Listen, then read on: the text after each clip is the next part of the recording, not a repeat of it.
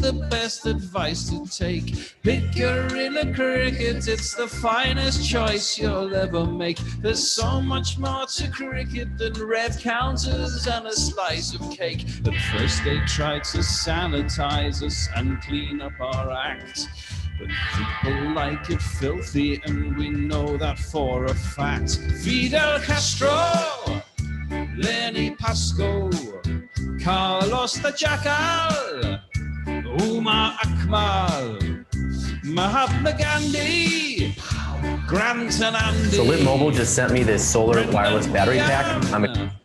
Austin Ian, Guerilla Cricket.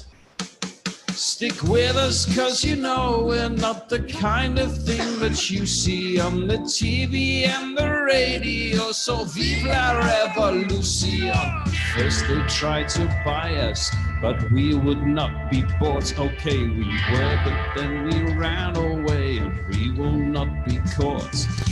We would not give up the ghost when they left us all for dead.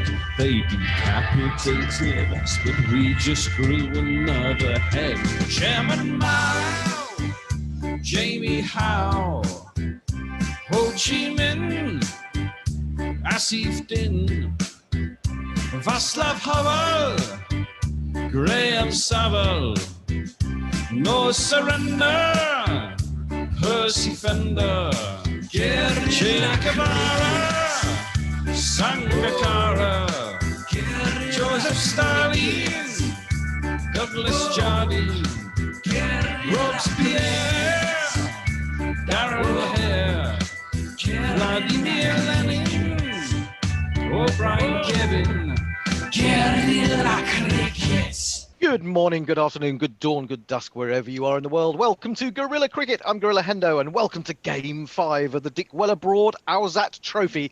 It's a real battle of the heavyweights, as not Fred's. How the fuck did they play for England 11? Take on my fat lot of use 11. Both teams desperate for victory after losing their opening games, although I put my defeat down to Gary being in charge and changing my team. Fred, of course, lost to the making a spectacle of themselves 11 after declaring on 201 for 7. Declaring, not Fred. Regrets? You had a few? Well, it was Chris Cowdery's decision. It wasn't mine. Oh, Chris Cowdery. Well, I suppose we rely on him to make a good decision like that. Any changes that we should know about to your 11? I mean, they're pretty. Oh, there's 3 changes. Yes, Ed Giddins has been banned for a number of different offences. Right. So Simon Kerrigan comes in for him. That's like for like. Absolutely. Both shit. Boyd Rankin has come in for Amjad Khan. Khan was struggling a little bit with cricket. And at the top of the order, Ed Smith has dropped himself as chairman of selectors. The only good decision he's ever made as chairman of selectors. And in comes the inexplicable Test cricketer that is Jason Roy. Jason Roy up top. Yes, he's the only one I'm really afraid of in your team, because you've not really got a lot of pace in your team, have you? I mean, who's the fastest bowler you've got out there? Chris Cowdery. Chris Cowdery, exactly. Lots of dobbers, lots of dobbers. I've made a few changes, because basically Gary made a few changes from the team that I had originally. Back in comes Dwayne Leverock. How could you ever leave a man of his rotundity on the sidelines? I mean, rolling around on his own. It's not. It's very unkind. Anyway, handling scoring duties today. We have a woman. We have a woman on Guerilla Cricket. That woman is Annie Chave. She scored all around the southwest. But how does this rank in your list of great scoring honours? Oh God, this is top. This is the pinnacle. This is like this is your life, isn't it, for you? Yeah, effectively. It is. Yeah. You're very excited. I can tell. The red book. Yeah, listen to that excitement in your voice. It's absolutely evident to everybody. Anyway, she'll also. Oh, well, hang on. You'll get your mention in time coming, Bear. And he's also handling social media, so Twitter away to your heart's content. Oh no, please don't. Not too much. Well, we'll come to them at the end of each over, so it's not too complicated. Because this is the first time that Annie has actually taken charge of the scoring app. She's a dab hand with old-fashioned scoring books, but the scoring app, we're not quite sure about it. She had an 18-hour tutorial with Knackle last night. So hopefully she's ready for it. In charge of proceedings, of course, are the friendly fat fingers of the bear. I'm surprised they haven't got their own YouTube channel yet. They should have a YouTube channel on their own by now. They should do. Look at that. Look at that. Sausages. Especially that one with the ring. Wow, that's nice. My wedding ring. Oh, is it? All right. He'll be rolling the dice and match refereeing. He'll be handling the toss. And it's over to him Fred gets the duty of calling heads or tails, or and choosing whether to bat or field. Tails. Oh, it's gone off the plate. Try again. Oh, didn't make it on the plate that time. There you go. What's that? What's Fails that? never fails. Tails. It's over to you, Fred. What are you going to do? We're going to have a bowl. Yeah, I thought you'd have a bowl. You're so scared. You're running scared, aren't you? No, I just can't be bothered talking. So I'm Oh, leaving all right. it to you. So you wanted me to do it for you. Yeah, Okay. So are you ready? Are you primed, Danny? Bowl, Are you ready? did Who's going to be opening the bowling for you, Fred? It's Boyd Rankin. Boyd Rankin. Oh, he's a little bit swifter than Chris Cowdery, isn't he? Just 1 or 2 He's a little bit taller. So Bit that's taller, certainly bit true. bigger. Yeah. Boyd Rankin it is then. Going to be bowling to Mohammed Shahzad, opening the batting for the fat lot of Use 11 with the wonderful Mark Cosgrove. Should we jingle 1 or 2 of those up? Bear, are you ready? Yeah, let's have a bit of that. Yeah. And who's Boyd Rankin? This isn't just another Afghan cricketer. All new Mohammed Shahzad with class-leading power and a 3-ton towing capacity. There's never been so much innovation in a cricketer. That's probably true.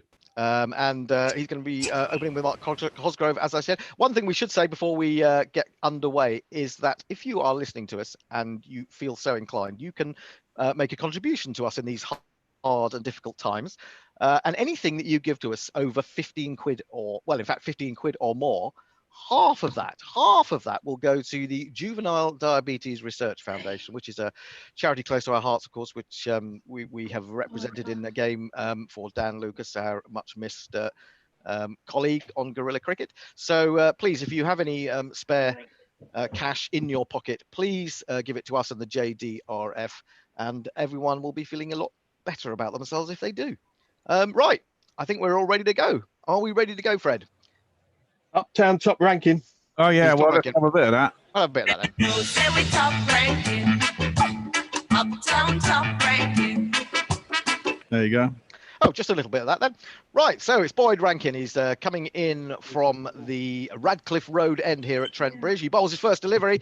Oh, and that's pushed away by Mohammed Shahzad. Clever use of the gap there in the offside. He comes through for 2, and the fat lot of Use 11 are fat and useful. In comes Rankin again. Oh, smashed off the back foot by Shahzad. He's small, but he packs powerful punches, and that is away, backward a square on the onside for one of these. 2 + 2 is a remember. In comes Rankin again, polishing the ball because he's not allowed to spit on the ball now. He bowls. Oh, and that one is down the leg side. He's picked up beautifully by Shahzad over the back of square leg. It's gone all the way for the first one of these.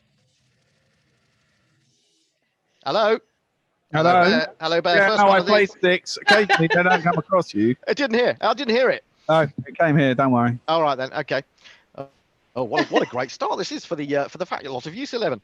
In he comes again, bowls, and oh no, it's a big appeal. The Fred has gone up. Boyd Rankin has gone up, and we're gonna have to wait now to see what Darrell is.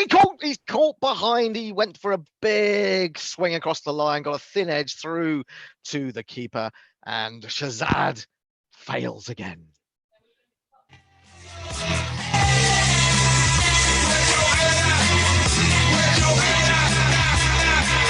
Well, I suppose you've only got one strike bowler. I guess he was always liable to get a wicket early on against the inexperienced Mohammed Shahzad at this level. Well, that's true. But I mean, looking at how the ball is seaming, I think the fact that how the fuck 11 have gone in with 4 spinners might come back to bite them on the arse. Well, they never were that bright, were they? That's probably why they only they only got that's true. the odd game. Okay, so out to the middle. Well, out to the middle comes a man who needs no introduction. However, we will introduce him. It's the great WG. Oh, yes. Yes, the jingle that goes a No. bit like this.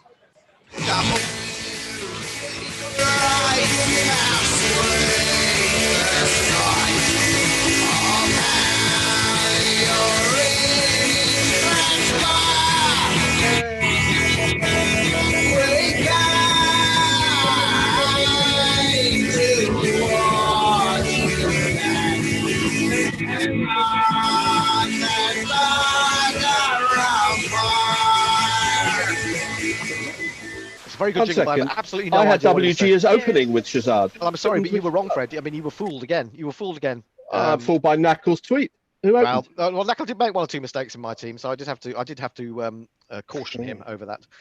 Anyway, Rankin then to bowl his first delivery. Rankin against Grace. What a matchup that is. Two really big men, and it's Rankin on his way from the Radcliffe Road end. Here he comes. Bowls to WG Grace. WG Grace. Oh, he just flicks that away. With nonchalance behind square. He's going to come back for one. He's going to come back for two. He's going to come back for a third. 3 runs to get off the mark for WG. This is wonderful stuff. And they've come to watch him bat after all. Well, they have indeed. Right. Is this last ball of the over? Last ball of the over. Rankin then to Cosgrove. And Cosgrove just stands there and batters Rankin straight back over his head. It was right in the slot. It's gone for one of these. 6. Yeah, you're quite right. We don't. It can hardly hear that, Bear. I don't know why, but there you go. That's the end of the first over. Annie, what's the score at the end of the first over? Right.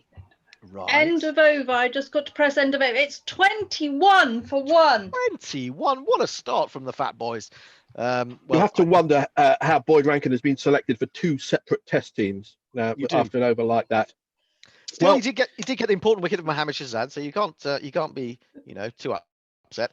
Who's opening the bowling for you from the pavilion? Well, it's a man without any test wickets or test runs or test catches. It's Gavin Hamilton. Gavin Hamilton against WG Grace. Has there ever been a bigger mismatch in cricket? I don't think so. Anyway, to get him out now, first ball, isn't he? Here comes Gavin Hamilton, and he's ambling up to the. It's unlucky to mention the Scottish Test cricketer. Was it some kind of subtle retribution?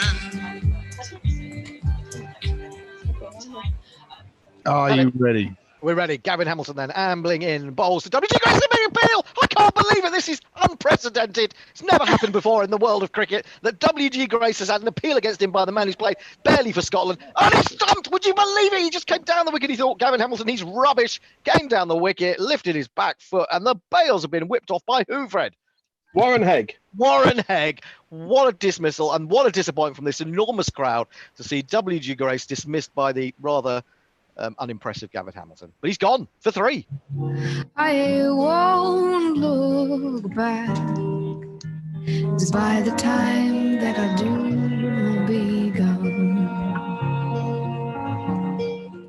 Well, indeed. I didn't think it was possible to underestimate Gavin Hamilton, but there you go. It's happened. You've done it indeed. So the Bristolian is replaced by another big man from Victoria in Australia. It's the fat lot of use 11's captain Warwick Armstrong. That's one easy run for a man. Better bloody marathon for a stellar. I don't know what that said. No, well, it doesn't matter. It fills the space. Right, so it's Gavin Hamilton. He's got rid of one great. Can he get rid of another great in more than one way?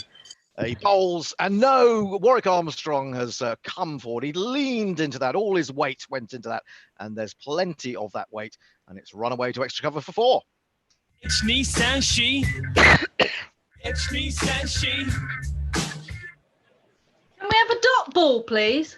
Have you not played Owzat before, Annie? Yeah, you can be actually with an Owzat and a not out. Yeah, Owzat and not out is a drop ball. You've got to be on your game. You've got to be right on your game. This is a real test of the scorer.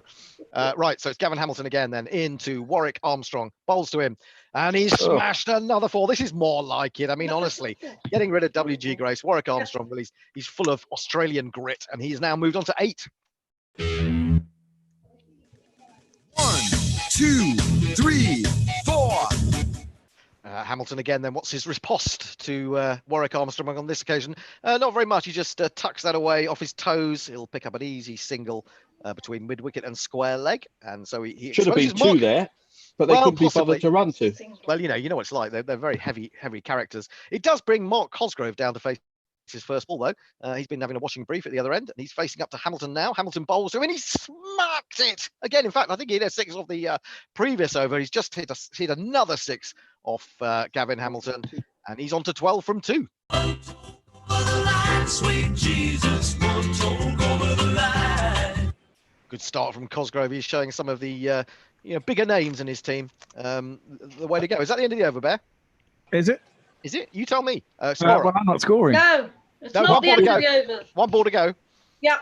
Okay, one ball to go. Here we Gavin go. Hamilton then coming in to Cosgrove. And he's played that straight. I think he's going to get a couple of runs there because the man at long on is quite wide. And he'll get back for the second. That is the end of the over. What's the score, Annie? The score is 38 for 2. 38 for 2. Have we got I know, incredible, isn't it? Have we got anyone tweeting us? Tweets. Yeah, we do have a couple of tweets. The plate is doing the tweets. The fat hand here is doing the tweets. Message there says, evening all from a cold 6 degrees C Perth.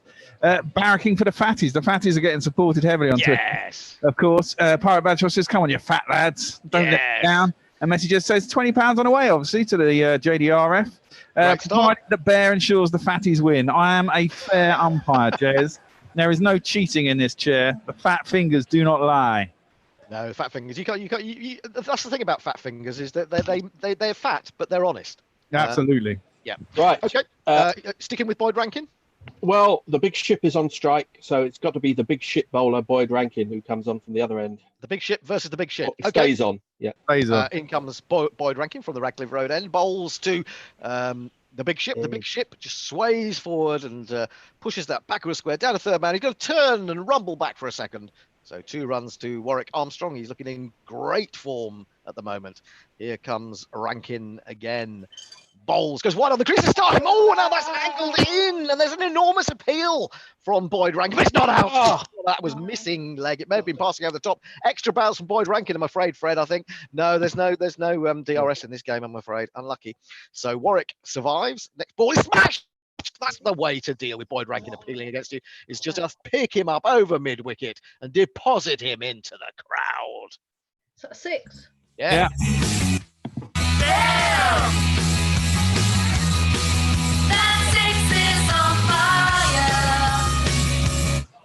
Now listen, if you're watching on YouTube, I put it to you that you should tweet out and tell everyone else to come and join us because it's turning into a really exciting game already. I can feel it in my bones.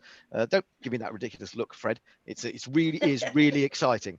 In comes Boyd Rankin again to bowl to the big ship, and the big ship. Oh well, you hit a 6, then you just dab it into the offside and run through for a leisurely single. Good stuff from Warwick Armstrong. Mark Cosgrove, the left-hander, down to face, right arm bowler to left-hand bat, and that's from Cosgrove. Maybe just a thick outside edge. It flies down to third man. Perhaps a little bit of fortune about that one, but it's 4 runs nonetheless.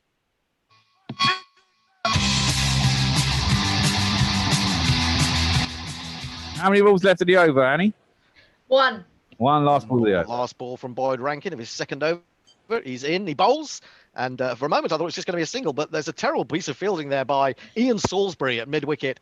Not really surprising. And they're going to come back for a third. So great work there from Cosgrove. He'll keep the strike. That's the end of the third over. Annie, what's the score? It's 54 for 2. I like that. Of course, do remember, if one team wins by 100 runs or by 8 wickets, they get a bonus point. So, I mean, I can see that there might be a massive discrepancy in the scores between these two sides. One that is totally brilliant and legendary, and one that is very much not so.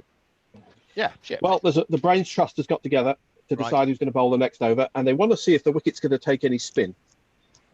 Which is a bit surprising. They brought on Ian Salisbury to bowl some full tosses. Okay. We don't have a jingle for Ian Salisbury. Don't have a jingle for Ian Salisbury.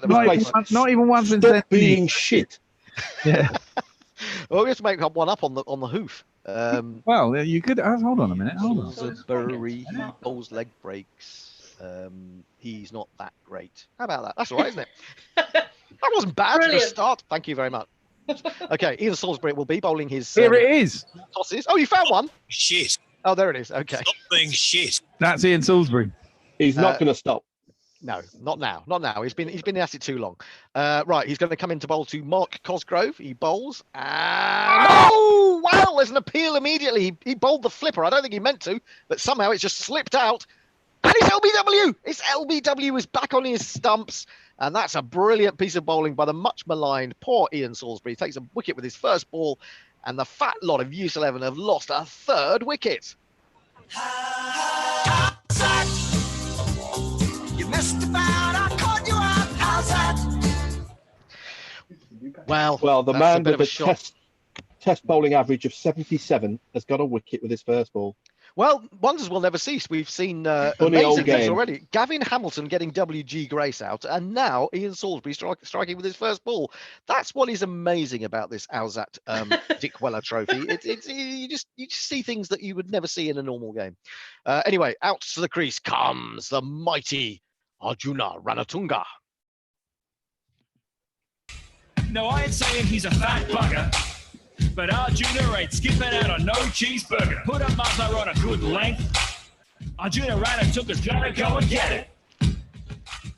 Yep, he went on to be a Minister for Tourism and Minister of Highways in Sri Lanka, but he's batted on a few roads.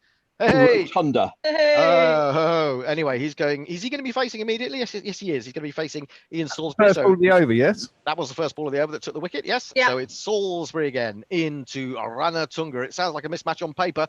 And he's not! He's gone, my word! It's another appeal! Oh my goodness me, this is extraordinary! And it's LBW again! Absolutely unbelievable. Arjuna Ranatunga has gone for a golden duck.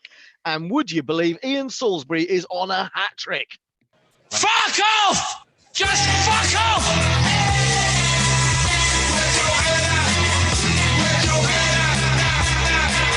I'm going to have If anyone thought this game was true to life, this explodes that myth. Well, it is. This is exactly what happens in every game of cricket you see. You can never tell with cricket. It's a great level. Who needs real cricket? Eh? Who needs real cricket? Yeah, we can just do this for the rest of time. Yeah. Anyway, out to the middle, and of course, well, I suppose the one good thing about Arjuna Ranatunga being out first ball is that it means coming out to the wicket and hopefully laying a better foundation with this man. It's Samit Patel. Hey, Summit. Yes, Dad. I've got something to say. Uh-huh. I really love the skillful way you beat the other players to the lunch buffet. Oh, Dad. Oh, Dad.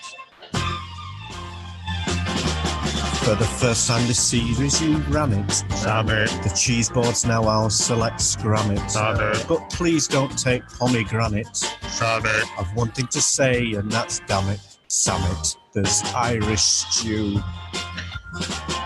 Your belly's no longer like granite. Damn it. The corset's not working, let's can it. Damn it. Your moves are approaching Titanic. Damn it. I've one thing to say, and that's damn it. Summit, there's the thong crew. Andy Flower thinks that you're a joker, and you need to share the stone or two. But your diet plan is mediocre. So SAMIT, let's try a poo. Oh, this jingle's nicer than Ravi Bopo. Oh, Dad. Now I'm full up and I'm so glad Oh, Dad. that I could kick you in the gonads. Oh, Dad.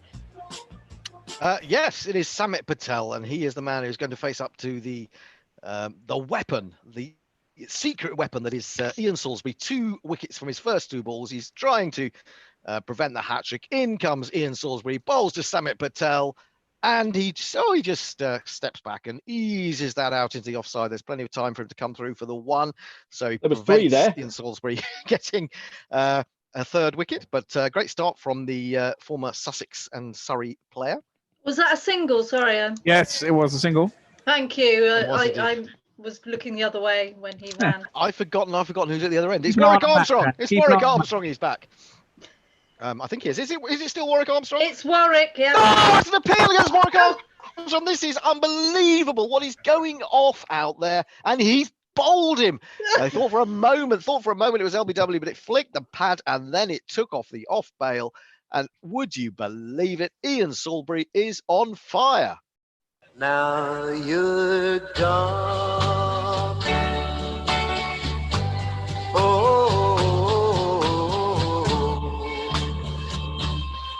That's looking like a very good toss to win then, Fred.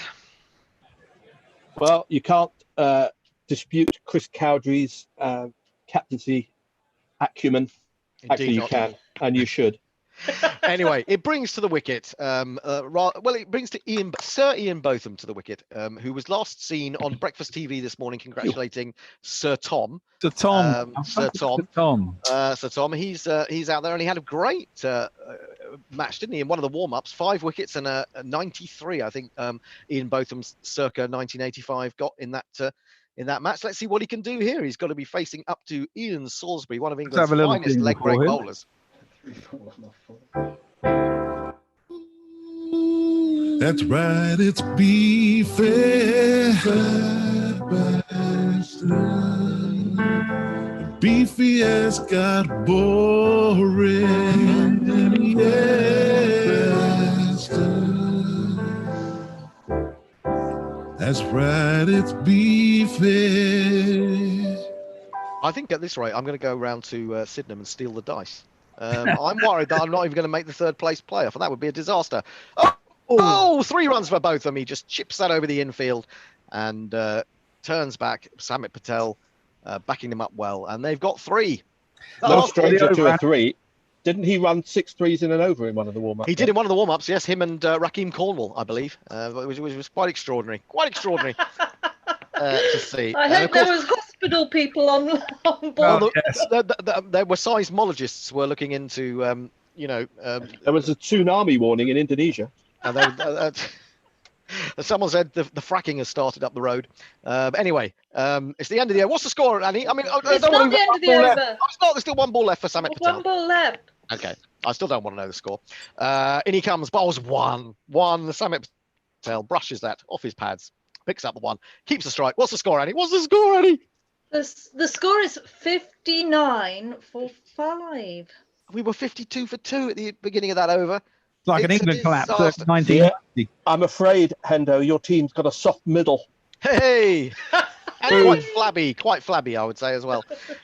Anyway, Samit Patel facing up. Is it still going to be Boyd Rankin? Well, let me get a few tweets in. All right, then. Messi Jez is the only one tweeting us, actually. And he's been quite prolific. He says it's hardly surprising that WG was stumped straight after running the first 3 of his life. He says it's appropriate to see Fred mimicking the NZ umpire who qualifies under how the fuck did he get to umpire grouping? Was that, yes, of course. What the hell is that picture of Annie's with a finger pointing up a wall? That's disappeared now. Good thing about this format is that there's plenty of time to play the full jingles. Samit doesn't usually get the opportunity for a full appreciation. Well, that's us doing it, you see? That's a picture of me pointing. Oh, is it your hand, is it? Yes, it's my hand, and it's actually flood level where the flood water. Oh. What, on your house? Not in my house, no, in Exeter, though. Fuck me. At that point, were you glugging? I mean, did you have a snorkel on? Yeah. Seeing as you're reaching upwards, I imagine you were actually underwater at that point. Yes, I was. Yes, I thought so. Funny how. So that was about, what, 6 foot? Where was that in Exeter? That was in where I work in St Thomas in Exeter, and it was in something like 1960. Oh, right. Okay. So it wasn't while you were alive? No. Oh, I thought it was like in the last couple of years. No. Right. That's good to know. Anyway. Durban Oak says, why is Hendo in the dark? Is he wanted by the police? Yes. It's because he only has backlighting, Durban Oak. He only has backlighting. Right. Hendo's in the dark about most things. That's very true. I can't deny that. That's absolutely true. Right. So is Boyd Rankin remaining on? Is he no, well, now that we see the wicket is taking spin, right, that takes Giles out of the equation, obviously. Exactly. So on is going to come Joe Denley to bowl some half-trackers. Joe Denley, the man that you admire so much, Fred. He got some wickets last game as well. No, well, you know why he's coming on, because we want to make a game of it. Well, here he goes. Here's his jingle. Joe Denley, he's almost as old as this theme song, but Chef is gone and we need someone to bat at the top of the order. Joe Denley, he's also a part-time bowler. He can do leg spin, but he's no Ravi Ashwin. He'll need help from the heavy roller. Joe Denley, Joe Denley. Ridicule is nothing to be scared of. So is Denley bowling to? Who is he bowling to, Annie? Is it Patel or is it both of them? It will be. Yeah, Patel. Yeah. Patel. Okay. So in comes Joe Denley, another leg break bowler. And he's put away immediately by Patel. They're going to come back for a third. Not a good start from Denley, but Patel and both of them looking to rebuild this innings. He's in again, bowls, and it's wobbling around, but it's been hit for another 3 by Ian Botham on this occasion.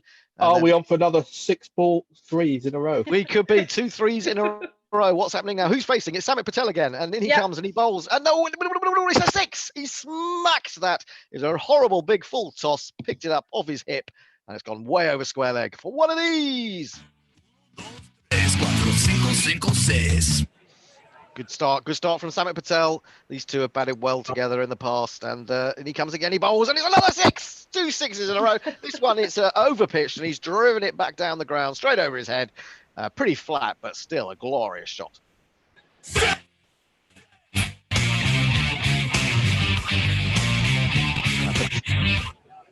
Patel trying to put the fat lot of use 11 back in the driving seat, and he's now hit a 4. So again, it's dropped short, it's dropped wide outside the off stump. He's leant back, he's cut that away, and even the man from deep extra can't get around to prevent that. 4 more to Samit Patel. Super shatta, super shatta, super shatta, super shatta, super shatta, rocka, super shatta. In comes Denley. He's not looking anything like as dangerous. Although, as I say that, there's a big appeal. The Jazz hands have come up, and it's a no ball. It's a no ball from Joe Denley. He should never be overstepping at his pace, and it's enough to have coach, not Fred, banging his head against his own He's hand. living down to his reputation. And of course, an extra run to the total. Over the line, that's a foul. In comes Denley. What can he do this time? He's tickled away this time by Patel. Just looking a little more circumspect on this occasion. Just picks up the single. Last ball of the over? Last ball of the over. Or is there an extra one for the no ball? No, that's it. No, this is it. 1 ball to go then. Okay. In comes Joe Denley. No. That's it. No. As in, that was There over. no ball, surely. There was a no ball though, Annie. Yeah, well, yes, I realised that. Did you include that? I put the no ball in, and it's the end of the over. How can the no ball be the end of the over? The no ball was the 6th ball. Okay. So there was another one. Okay. Right, okay, fair enough. So you mean the ball that I just hit for 6 doesn't count then? No. Dead ball. It's 83 for 5 or 5 overs. 3 for 5. Come on, you fat lot of used people. Yes, Right. So Nintendo is always in demand, of course. yes, in comes. Is it going to continue to be Ian Salisbury? Yeah, I suppose so. Yes, suppose so. He only took the 3 He wickets. only got 3 wickets in his last over. Yeah. And he comes and he's bowling to Ian Botham, I think. No, Summit. No, I'm just appeal for it. Oh, this is outrageous. What are you doing with those fat fingers, Bear? Not out again. 2 not out in a row. That's brilliant news. Good decision from Billy Bowden there. That was Summit as well. That was Summit. Sorry, Summit survives. Sort it out with those the rolls of the dice. That's 2 for Summit as he punches through extra cover. Comes back for the second. And Salisbury is in again. He bowls a flat delivery, but it's turned away by Patel for another couple of runs. So it's just accumulating rather successfully here at the moment. Patel. In comes Salisbury again. What's he got up his sleeve? Not much this time. It's 3 more for Patel. I think they're going to get there as it's launched into the outfield. The long off has got miles to run round to his left, and not Fred. He's not happy. He's not a happy coach. I'll tell you what he's got up his sleeve. He's got a shit bowling arm. Oh, well, that could be it, yeah. It's not been quite a successful second over from Ian Salisbury, but here he comes again. Bowls to who's he bowling to? Annie, is it Ian Botham? It's Ian Botham. And Ian Botham has said, well, I'm just going to lean back. It's a half tracker, and I'm going to pull that over mid wicket, and it's going to go flying into the crowd for one of these.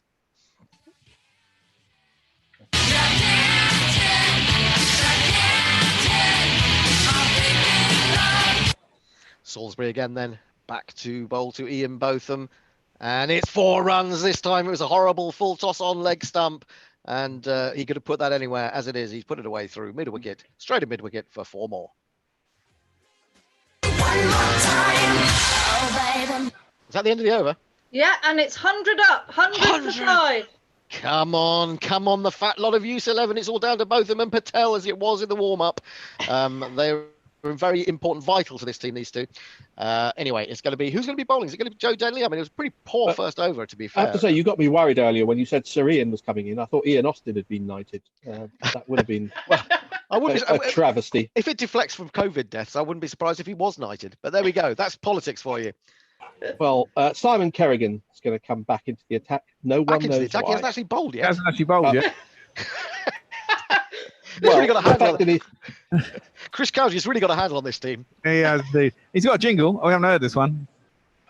I was asked to be kind when writing this jingle. At the selectors being kinder, they'd have shot him. That's a bit harsh, but That's a bit harsh. But who's he playing for now? Is he at Shropshire or somewhere? Did he play a few games for Shropshire? I don't know. He totally lost it after that, didn't he? Really? Or maybe he may be back at Lancashire in some sort of coaching capacity. Chatham and Marlborough. Okay. Well, he's going to bowl left arm round the wicket to Samit Patel to start with. He's in. He bowls, and Samit eases back. Little late cut there, very cleverly done. Picks up a single to short third man. Brings both of them down to face. Kerrigan in again. Oh, and both of them. Well, he must have been watching that Test match that Simon Kerrigan played in. That's short, and it's swatted. He swatted that. So that's a what's it called? A strapple for 4 from both of them.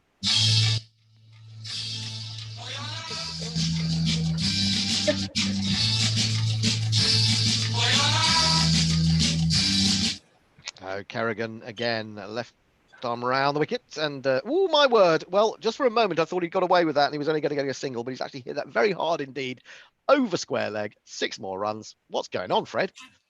Yeah. Smack it in the air. Legs move it side to side. Smack it in the air. This is actually better than Kerrigan's test day.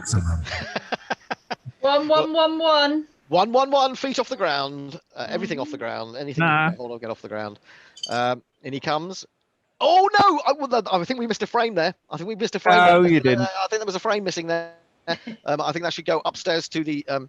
It's a no ball anyway. Who cares? It's missing all their chances. Ridiculous overstepping from Simon. No ball. Yep. No wonder he can't get. Bloody spinners should not be bowling fucking extras. Joe Denley and.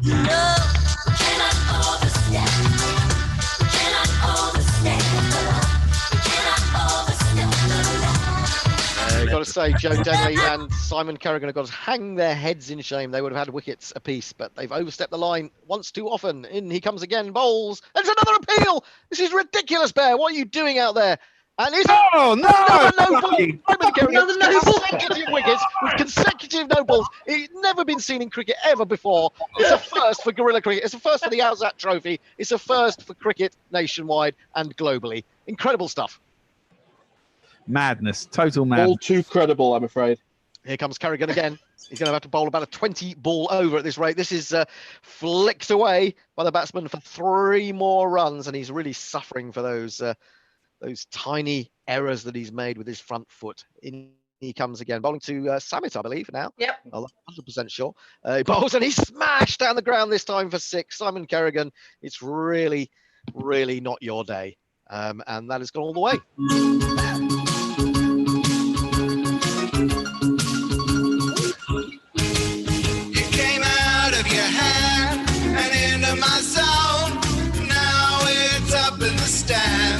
It's a 6. It's beautiful and it's mine. How many balls left in the over, Annie? 1. 1 ball to go. In comes Simon Kerrigan. Can he unblot his copy book? It's another appeal. The Fred has already given this one up.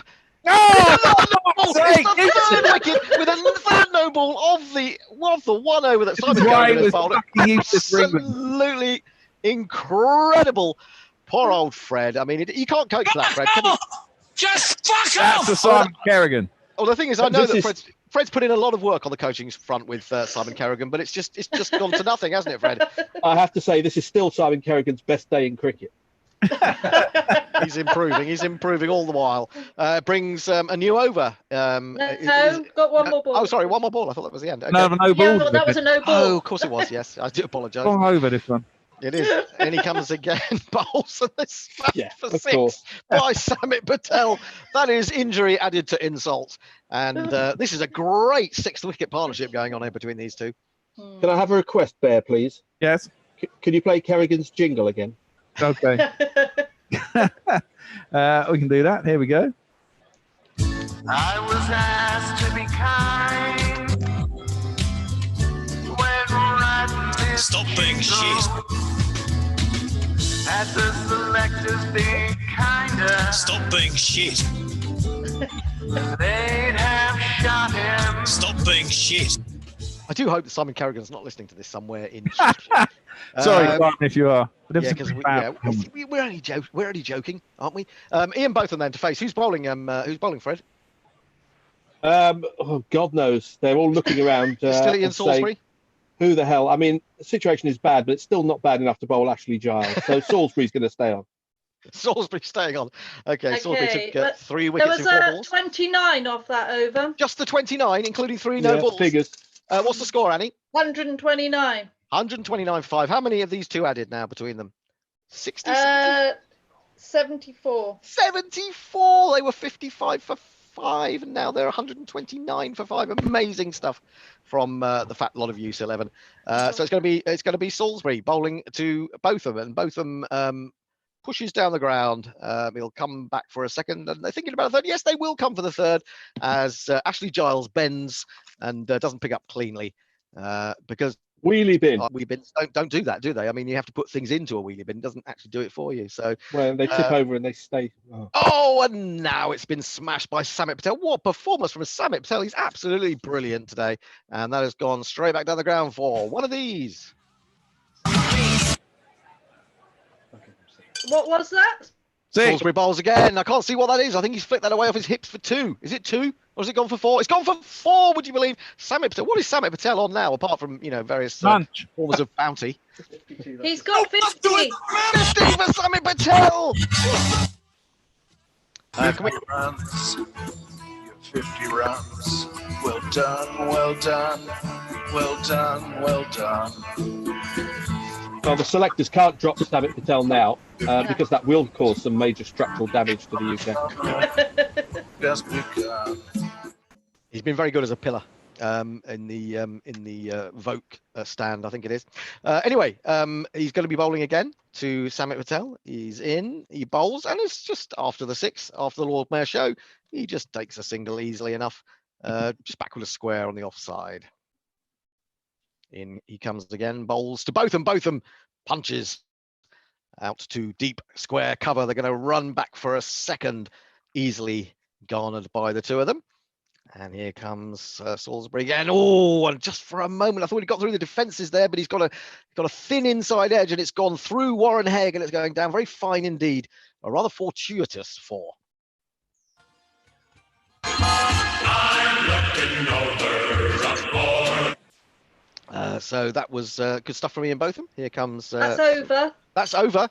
And the score is, Annie? 149 for 5. Oh, I'm beginning to feel a little bit more relieved now. The fact a lot of Use 11 is showing lots of bottle at the moment, mainly Tenants Extra, I think, something along those lines. Anyway, have we had any more tweets from Messi Jez?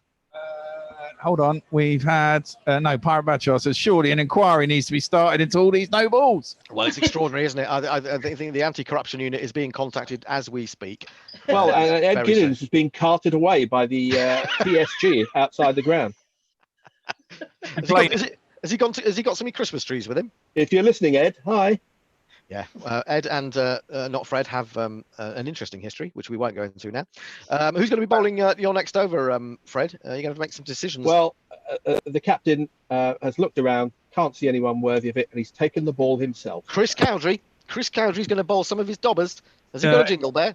He does indeed, and he was quite good the other day, if I remember rightly. Really? Really? First time for everything. Action surely taking the piss. My cow's gone dry, so I'm calling it Chris. It's an interesting one. Hadn't heard that one. So it's Chris Cowdrey bowling his dobbers to Samit Patel, is it? Or is it Ian Botham facing? It's an appeal. It's an appeal. A huge appeal. It's amazing how many bowlers have had this opportunity with their first ball, and this time he's got the wicket. Fred can barely believe it. I can barely believe it. He's been caught at backward point, low to the ground. It's been given by the third umpire.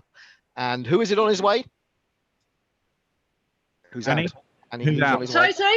Who's out? That was Samit. Oh no, Samit. Oh, damn I was it. just waiting to find out who caught him. Oh, it was caught by Ian Salisbury. He's brilliant in that position at backward point. Good. Okay. Okay. Let's have a jingle.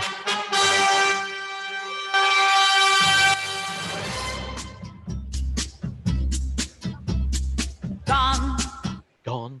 Well, that was a wonderful partnership between the two of them, but it's been separated now by the mighty Chris Cowdery. He was good the other day. He's been good already with his one ball. He's going to be bowling now to Rakeem Cornwall, who's making his debut in the tournament proper, although batted and bowled pretty well in one of the warm-ups. He's going to be facing up to Chris Cowdery. And he sounds a bit like this.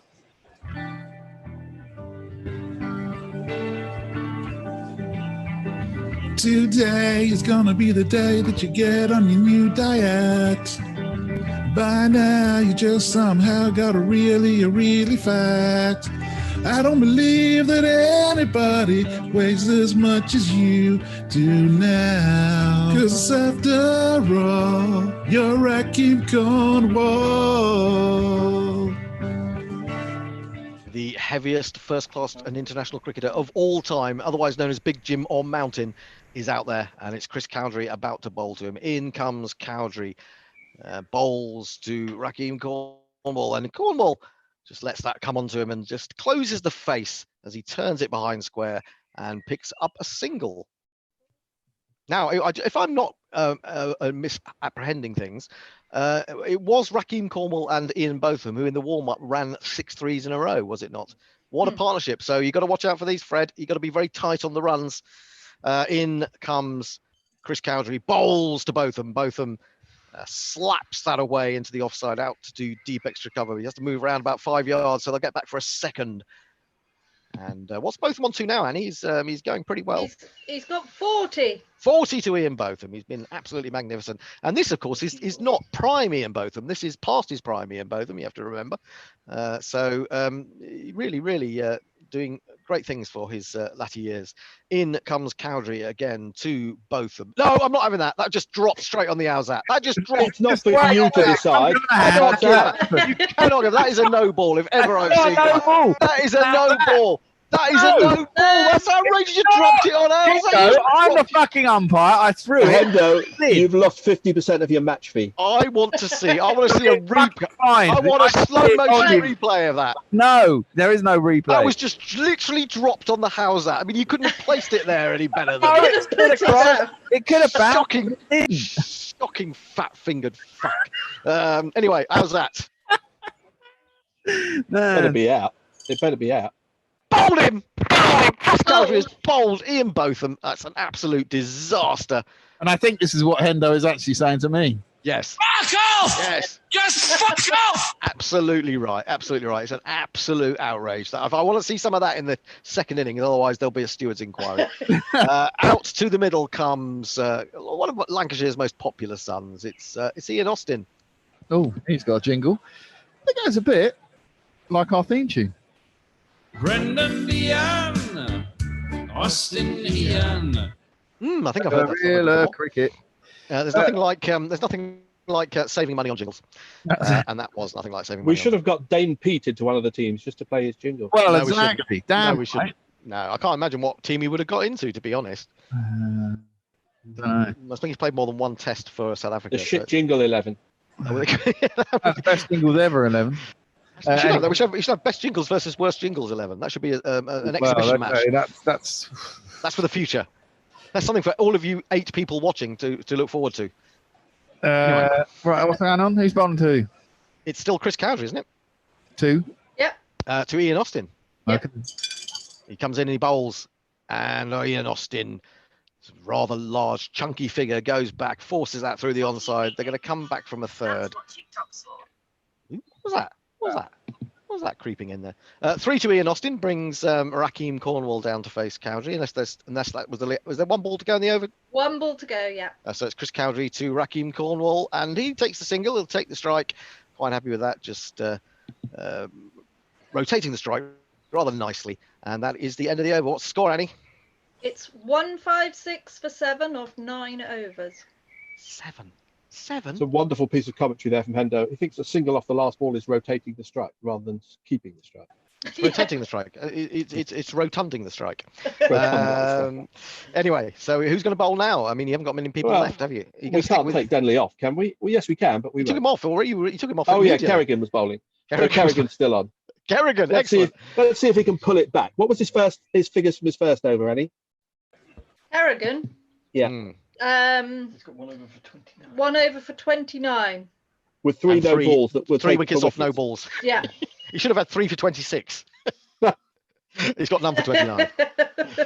Okay, so it's Kerrigan again, then bowling to Raheem Cornwall. What can Raheem do here? That's 2 runs for Raheem, rotating the strike, rotunding the strike, out to deep extra cover, running around the outfield, scoops it up. Who was scooping it up out there? It was the wonderful piece of fielding by the enormous Joe Denley. You're not the one to anyone to call enormous, I'm afraid. I'm not really, am I? Well, I was going to say the enormous Boyd Rankin, but then I thought he would be fielding at deep extra cover probably. And he might be listening. And he's big and Irish. Anyway, in comes Kerrigan. Bowls again. Oh, just for a moment he thought he was through then, but it's another one of those lucky inside edges, and it's gone down to fine leg for one of these. 2 + 2 is Yes, indeed, a lovely shot engineered there by Raheem Cornwall, I think it was. In comes, he comes in, and this time he's been picked up over mid-wicket. You're happy with that roll, are you, Hendo? That was with that roll? A good roll. I thought that rolled enough times for it to be a genuine delivery. One-eyed. At least I'm not one-eyebrowed.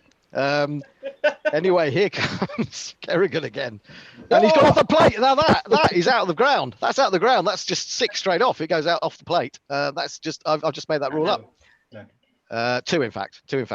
For who's facing Annie? Was it? It's Cornwall. Cornwall. Yep. 2 more for Cornwall. He's looking every inch of his 45 waist. An international cricketer at the moment. And that's that's a dodgy. It could be a dodgy decision. There's a big appeal against Cornwall this time, and it's a no ball from Kerrigan again. 4th time. Poor old Simon Kerrigan. It's an absolute nightmare for him, but still better than the overs that he bowls in Test cricket. Sorry, Smokey, you were over the line. That's a foul. Wonderful stuff. Have you worked on his run up, Fred? With him? Have you been working in the? No, we'll let him do it himself. Okay, that could be something to do with it then. Here he comes again, and it's always. Oh no, what does that mean? It's on an upturn. It's turned on its end. Dead ball. Dead ball? Or is that just a dot ball? Is that a genuine dot ball? That's it's basically just run down a fine leg off the pad. No shot. Okay, no shot. No shot. No, but then it would be a ball. Is he going to finally get a wicket? This is Kerrigan. He's gone up again. Cornwall is in all sorts of trouble. Has he bowled him? He's got it through. I didn't think it had got through. It seemed to have just got stuck in. They're checking the front foot though. Oh wow! Can we have the roll? Can we check another roll, please? Oh, it's very close, very close. Oh, they're letting him get away with it. Oh, that's a disaster for the fat lot of UC11. And Raheem Cornwall is on his way.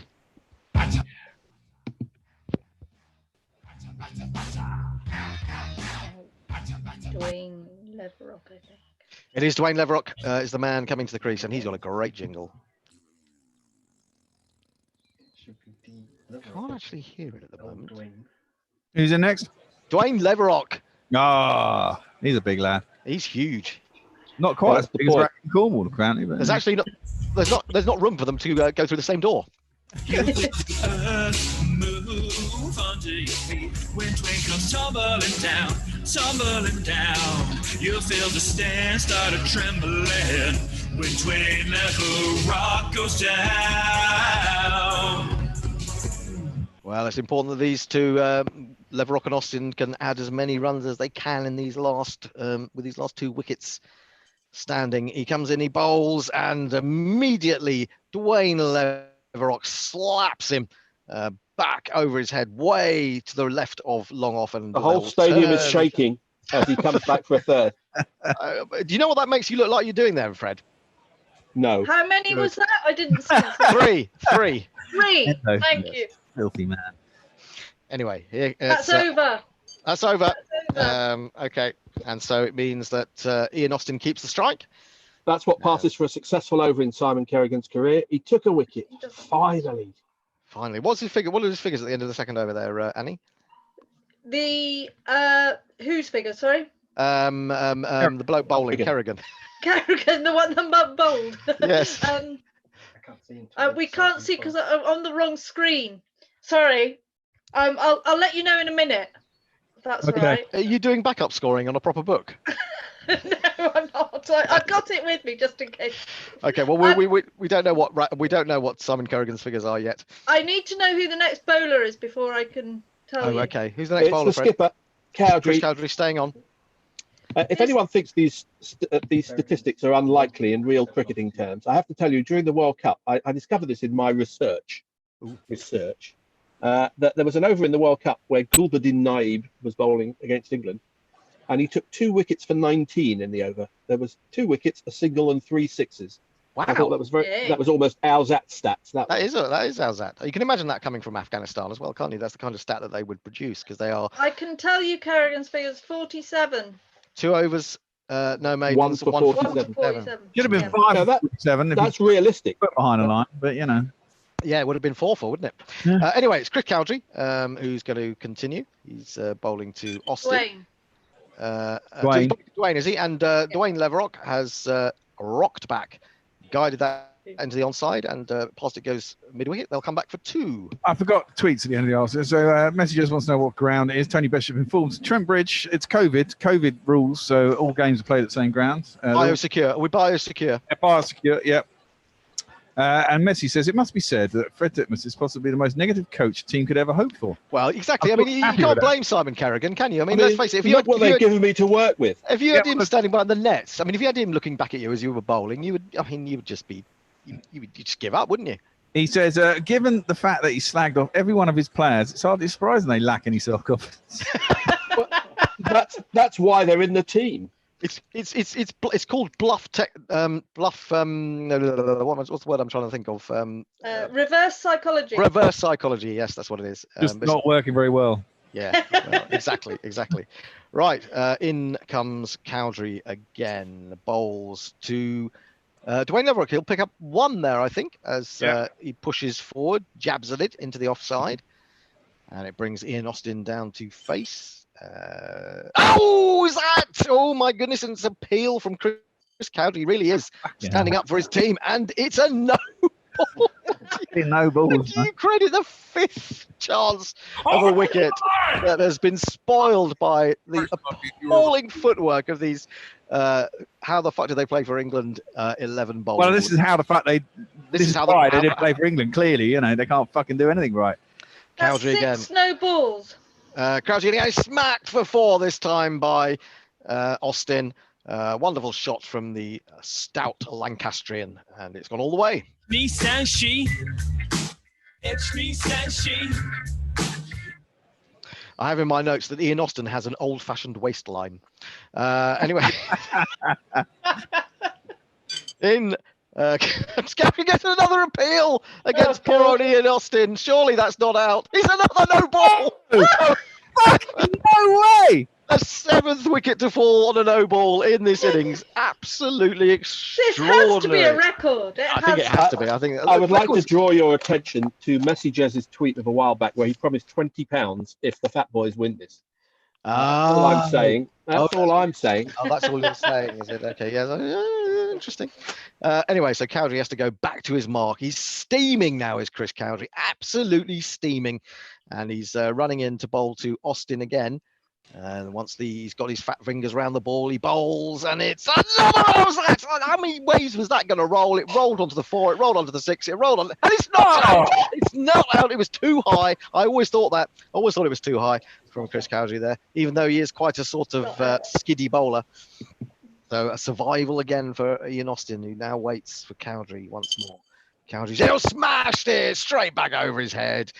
Take that, you son of MCC. Is that 6? Yes. Yeah. I can't see the dice, you see. I failed to see the dice. It's a bit of a problem when you're scoring. It is a little bit of a problem. Yeah, that's 6. Make sure you mark it down. It's a 6-3 in Austin. Make sure, don't miss anything. Yeah, I got it. Good. One ball left. Cowdrey's final ball of the over. And he's hit for another 6. Smacked him. 6s in succession from Ian Austin. That's gone straight back over his head again. Right in the slot. 6s in a row. 2 6s in a row. 2 6s in a row. He's already sent us 20 quid. We have this in the bag, he says. Ian Austin then. Ian Austin, 2 wonderful blows for 6 off Chris Cowdrey. And, of course, a couple of appeals turned down in that over and a no ball as well. So it's going to be Dwayne Leverock to face up to who, Fred? Well, he bowled quite well in the last game, considering he's only bowled 1 ball in international cricket in his career. It's going to be Bill Athey. Bill Athey! Now, that is desperation from the... He took 3 wickets in the last game. Well, that is extraordinary. That is absolutely extraordinary. I mean, I suppose it must be that they just don't take him seriously enough, and you can always get wickets like that. What does he bowl, though? What does he bowl, Fred? Shit. Yeah, but what sort of shit? What particular sort of shit? Right arm medium pace shit. Right arm medium pace shit. Okay. So coming in from the Radcliffe Road end, bowling right arm over the wicket shit is Bill Athey, who bowls to Dwayne Leverock, who picks up a single into the onside. And what does that take the score on to, Annie, by the way? It takes the score on to 196 for 8. Ooh, it's getting great. It's getting no declarations here. I want to win this. Bowls again, and that's smacked for 6 by Dwayne Leverock. Wonderful stuff. Was it Dwayne Leverock or was it Ian Austin? It's Ian Austin. That's his 3rd 6 in a row. Over 2 overs. Amazing stuff from the man. Being struck by the bats, the ball pitches beyond the boundary. It's a Well, it's a 6. Everyone's coming in on this no ball thing. Diane Patterson saying, I think there needs to be an investigation into these no balls. Listen, I'm a fucking umpire, and they're all legit. There has to be an investigation into you, Bear. Yeah, well, of course, the Bear, I mean, you know, he's keeping it all to himself, isn't he? He wants complete control, and I think that tells you everything. It's a bit like Boris Johnson. In he comes. Who's bowling? It's Bill Athey bowling to Ian Austin, who's now slapped him for 4. So this is not looking like a particularly good decision to turn to Bill Athey with the ball. Athey in again, bowling nonsense from over the wicket. I can't believe he's gone out for appeal. Fred says it's not out. It is not out. It is not out. I mean, it was well outside off stump. Ridiculous appeal for Bill Athey. I really don't know what he was playing at there. In he comes again to bowl to Austin, and he's hit for 3. I think this time they're going to come back with a second. It's going down behind, back with square leg. Are they going to get back for the 3rd? Yes, they are, despite their colossal weight. They're back for a 3rd. And this is good stuff from the fat lot of use 11. 3 more. All the 3s are coming at once. This is Dwayne Leverock this time, picking the ball away through the off side, and that's over. And that's the over. And the score is 212 for 8. 212 for 8. I can feel a bonus point coming on here for the fat lot of use 11. 212 for 8. Who's facing? It's Dwayne. Dwayne Leverock facing up to. Whoever bowled the previous, I think it was Cowdrey. Cowdrey staying on. Cowdrey staying on. I think you've lost it a bit there in the field, haven't you? You're losing it a bit there, I'm afraid, Fred. 3 more for Ian. Is it Ian Austin or Dwayne Leverock? I've completely forgotten. 3 runs anyway for the fat lot of use 11. Move on to 215. 3, then?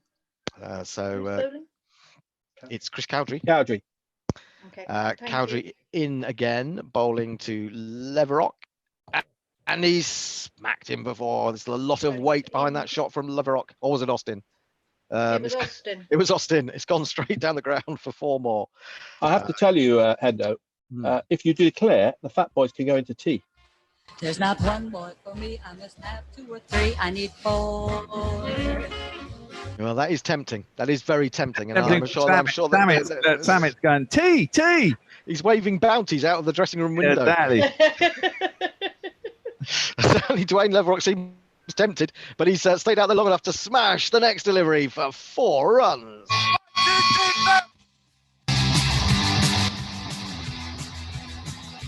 Good stuff from these two lower order batsmen. In comes Cowdrey again, bowls, and it's 3 more. They don't mind the threes, these two heavyweights.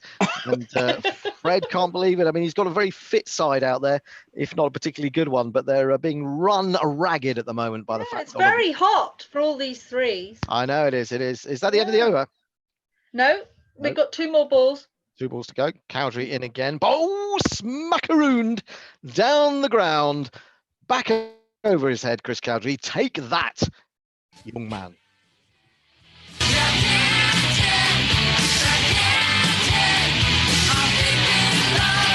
Well, Fred, you must be Juno really... Ranatunga perked up at the sound of macaroons. I have to say.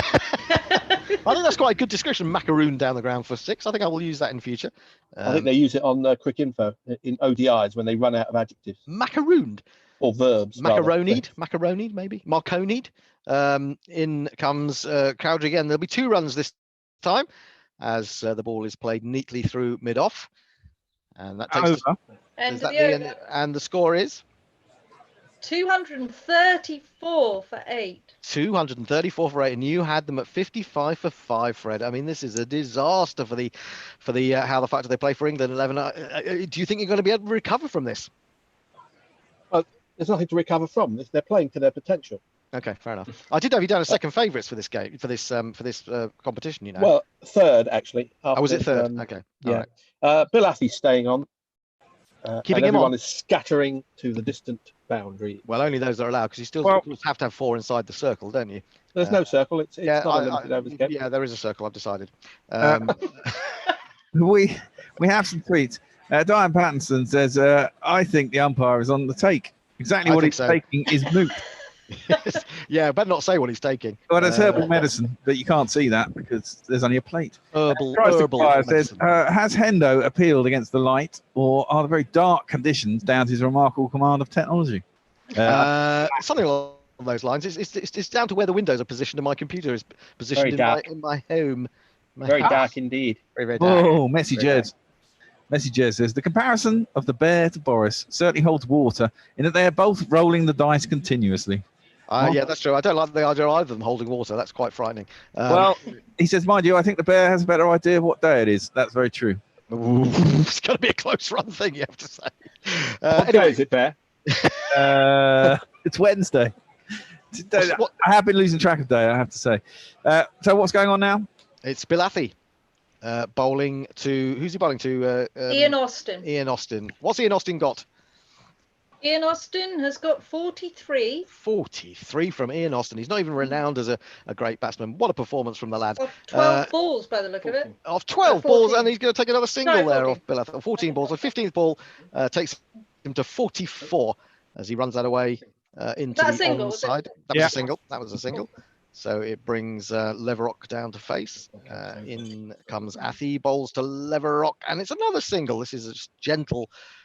quiet period in the game as the fact a lot of Youth 11 look to consolidate their position brings Austin down to face. That was a dodgy one, I think. I think that's a dodgy one. Let's find out what happened. It's not out quite right. That was a ridiculous spin. It's going well down the leg side. Fred had given it up before it was even referred upstairs. And there is no run. It's dot ball. Only goes down as a dot on this occasion. In comes Athy again, and he's been hit for 3 this time. They'll get 3 as he goes out to the mid-wicket boundary. Long chase there for Gavin Hamilton. And next delivery, smashed for 4. Smashed for 4. Was that Ian Austin again? No, that was Leverock. That was Leverock. It's picked that up over mid-wicket. And really, Bill Athy, this experiment's not working, Fred.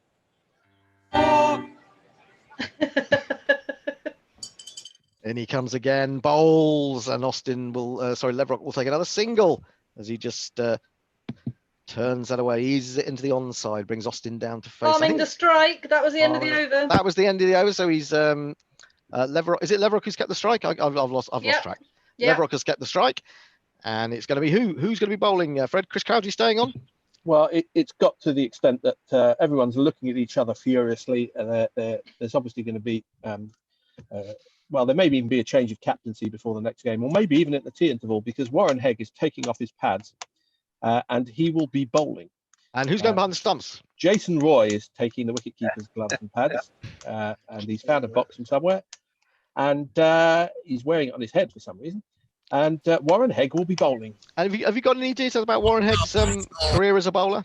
I have, if you hold on a moment. Okay, we will do. He has bowled no balls in Test matches, no balls in limited overs list A, no balls in T20, and 6 balls in first-class cricket. Okay. Well, if he's bowling no balls, if he's bowled no balls in a lot of forms of the game, he'll be well up with these people. Yes, absolutely. Here comes Warren Hegg then to bowl to Dwayne Leverock. He's in bowls, and what's the bear doing there? He's putting his finger on something on the plate, but it's gone for 6. Leverock is on fire, smashed it straight down over long on, and poor old Warren Hegg. It's not surprised he's only ever bowled 6 balls in any form of cricket. I didn't play Here he comes again. Bowls, and that'll be 2 runs this time for Leverock as he punches this one into the offside, sends Ashley Giles after it from extra cover, and 2 runs is added to the total. Comes in again. 2 more for Leverock. Leverock must be getting near his 50 as well, mustn't he?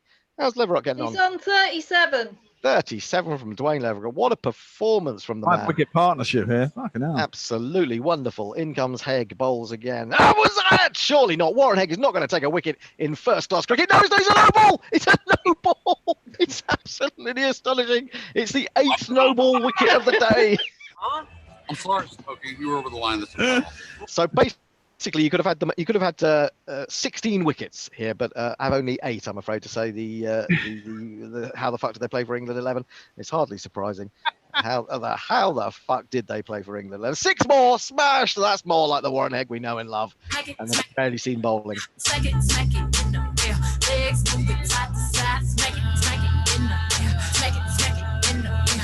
I sense half centuries coming up for both these men. What are they on, Annie? Dwayne's on 43 and Ian's on 47. 47. It's Leverock. I feel like someone. What's Carol from Countdown? Carol Vorderman. Yeah, that's there anymore. Oh, it's wobbling around.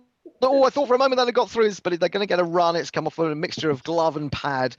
They get through for 1. It brings Ian Austin back down to face. In comes Hegg, and he's pushed away into the outfield. They're running through for 1. They're coming back for a very quick second. They're going to turn. They're going to go. Yes, they're going to go. Oh, they've just got in for the 3rd. And I think Ian Austin might have gone to his 50, hasn't he? 50 exactly. Well done, Ian Austin. Teammates. Well done. How many balls? How many? 16. 16 balls. Ian. Is that a record? What a No. hero. Someone got one at 11 balls the other day. We're going to go through the stats. That was the over, so it means that Ian Austin will keep the strike. And who's bowling your next over, Fred? You're looking a bit down in the dumps there, it has to be said. No, I'm trying to search for Warren Hegg's 1 over in first-class cricket. But who was bowling from the other end? I think it was Bill Athy. So he's going to stay on. Bill Athy staying up for a 3rd over. Bill Athy. I have found the game in which Warren Hegg bowled. I'll tell you that after he's bowled. Okay, so it's Bill Athy coming into Ian Austin. And that's 4 runs. It was over-pitched, and he's spanked that away through mid-on. It's racing away across the green sword to the boundary edge. It's Nissan She. It's Nissan She. Ian Austin on to 54 now. What a performance from the Lancastrian. Wisden Cricket of the Year in 1999, of course. In comes Bill Athy again. I don't think was ever a Wisden Cricketer of the Year. I'd hate to think he was. They're going to take a single on this occasion. And so Austin moves on to 55, brings Dwayne Leverock on 43 down to face. And Dwayne Leverock has opened his shoulders, and when he opens those shoulders, they won't close for a very long time. That's gone all the way down the ground, out of the picture, out of the frame, out of the ground, out of the universe, out of the galaxy, and it's 6 runs.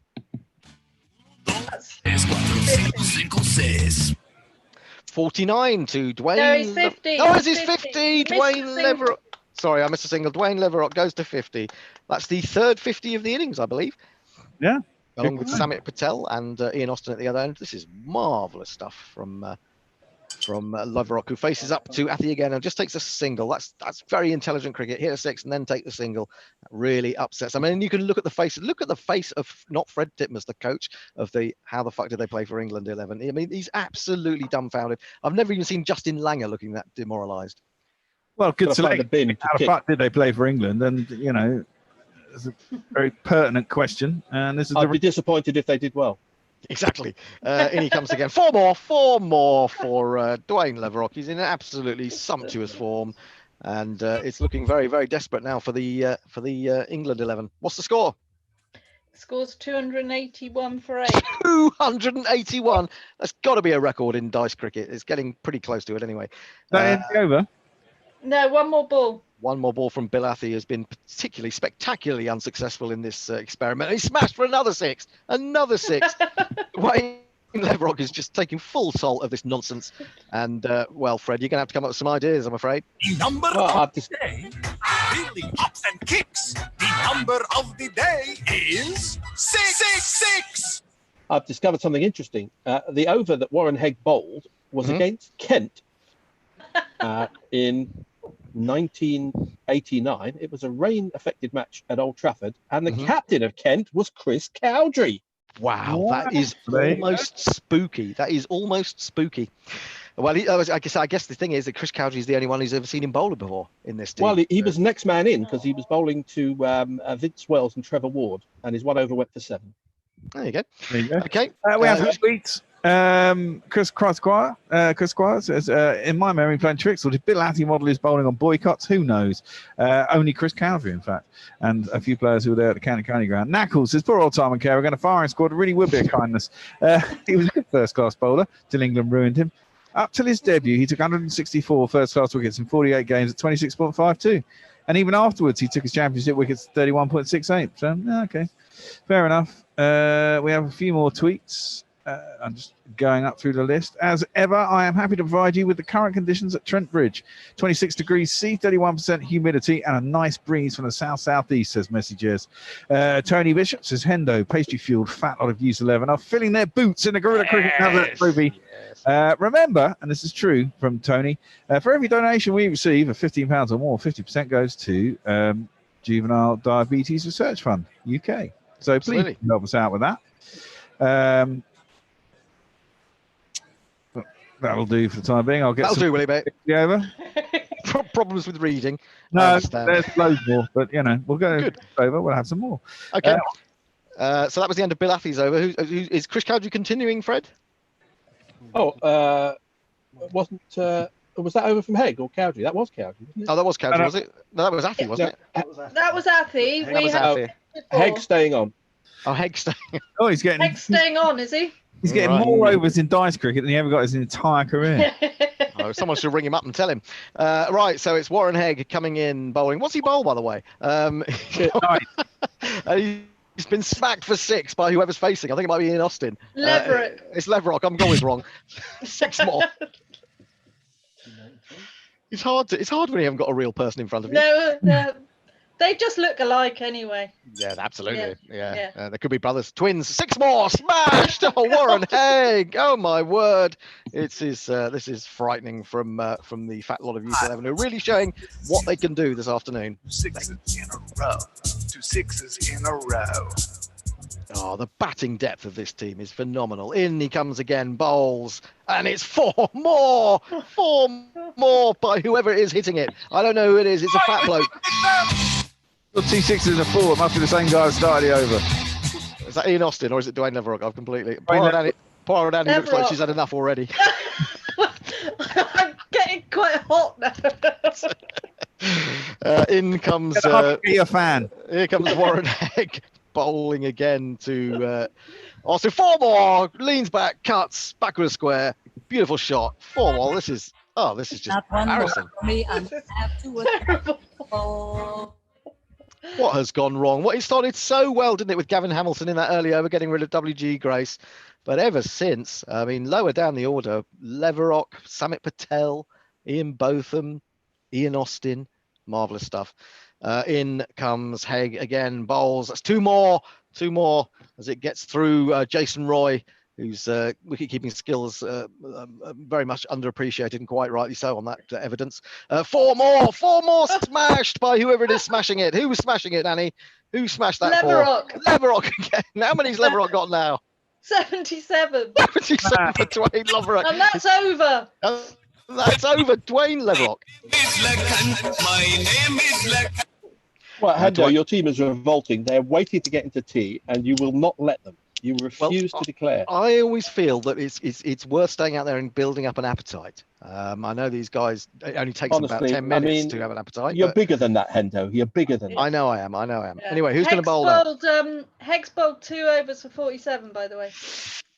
Yeah, you can see why Paps didn't get many other overs in first-class cricket. But there you go. So who are you going to bowl now? Bill Athey. Can we have Bill Athey's figures? Because I think they've been pretty terrible. 3 or 4 overs from Bill Athey, is it? Sorry, we're on the wrong page again. Scorer looks blank, which is always a worry. Athey's staying on. It's much easier when it's paper. You can have a look. Yeah, that's true. That's true. So Bill Athey is staying on, says Fred. In a minute. Okay, all right. Well, Bill Athey's staying on to bowl either his 4th or 5th over, and he's coming in to bowl to Ian Austin. Here he comes. Bowls to Austin, and that's 2 runs for Austin as he leans on that one and pushes it through to the left of mid-off. 3 overs for 39. And I think they must be near. Right, it was 3 overs for 49, by the way. 3 overs for 49. There's 4 more runs, 3 overs and 0.2 overs for 53 now from Athey, as Austin is swatting away for another boundary. That went like a tracer bullet. I've got a feeling that the fat lot of Use 11 may have now passed 300. They're 319. It was some time ago, indeed. Yeah. 319, excellent. Going well. The umpire's getting hungry. That's 6 more for Ian Austin. There's another terrible delivery from Athey. It was a big full toss down the leg side, and he swiped it away. A slog sweep even, and 6 more runs. And he is again, bowls 3 more. I think they're going to be here for Austin, who's tucked that away. There's 2 men after it, Ashley Giles and Simon Kerrigan, 2 of the finest slow left-arm orthodox bowlers in the country at one time, which says much for England. And they get back for a 3rd. Don't you do that, Bear. Don't you try. No, we're not having that. We're not having that. Now, that is definitely going upstairs. Right, in comes Bill Athey. Your team can't go upstairs. Look, you snookered that, Bear. How's that? Bowled. Who's gone? Who is it? Who's gone? It's Dwayne Leverock for 77. 77. What a performance by the Bermudian as he wanders off, takes his enormous frame back to the pavilion. He's drenched in sweat. Drenched. But of course... But when Dwayne Leverock leaves, in comes another man of great stature, and it is this man. Who's this man?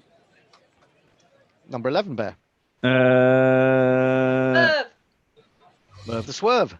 Mr. Hughes, thanks for joining us. Can you tell me what you think of Mike Atherton? Arsewipe. Eddie Hemming? Arsewipe. Martin Moxon? Who? Ian Botham? Fucking arsewipe. Devon Malcolm? Pretty good bloke, actually. Yes, indeed, it is the man renowned for his articulateness. It is Merv Hughes, who's coming out to face Bill Athey. I bet he never thought that would happen. Bill Athey, he's got a wicket now, but now he's been hit for 6 by Merv. Merv looked at them, thought, I'm having this Yorkshire Gloucestershirean bowling at me, and he smacked it for 6.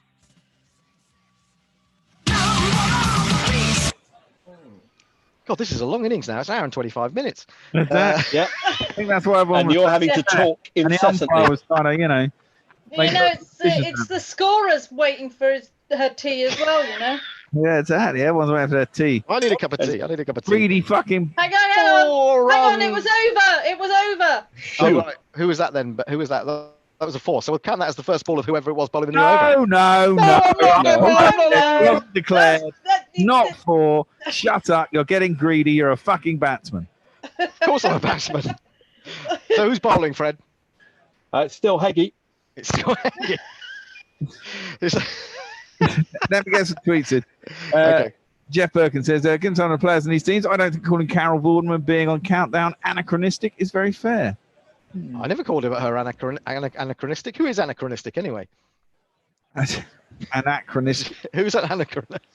Yeah. I have to tell you, Hendo, your team in the pavilion are given up watching this game, and they're watching a film instead.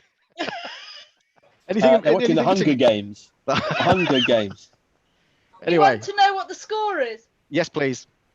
Right, it's 334 for 9 of 18 overs. Wow, what a run rate that is. 20 overs. Fantastic run rate from the boys. Right, so it's Warren Hegg continuing to Ian Austin.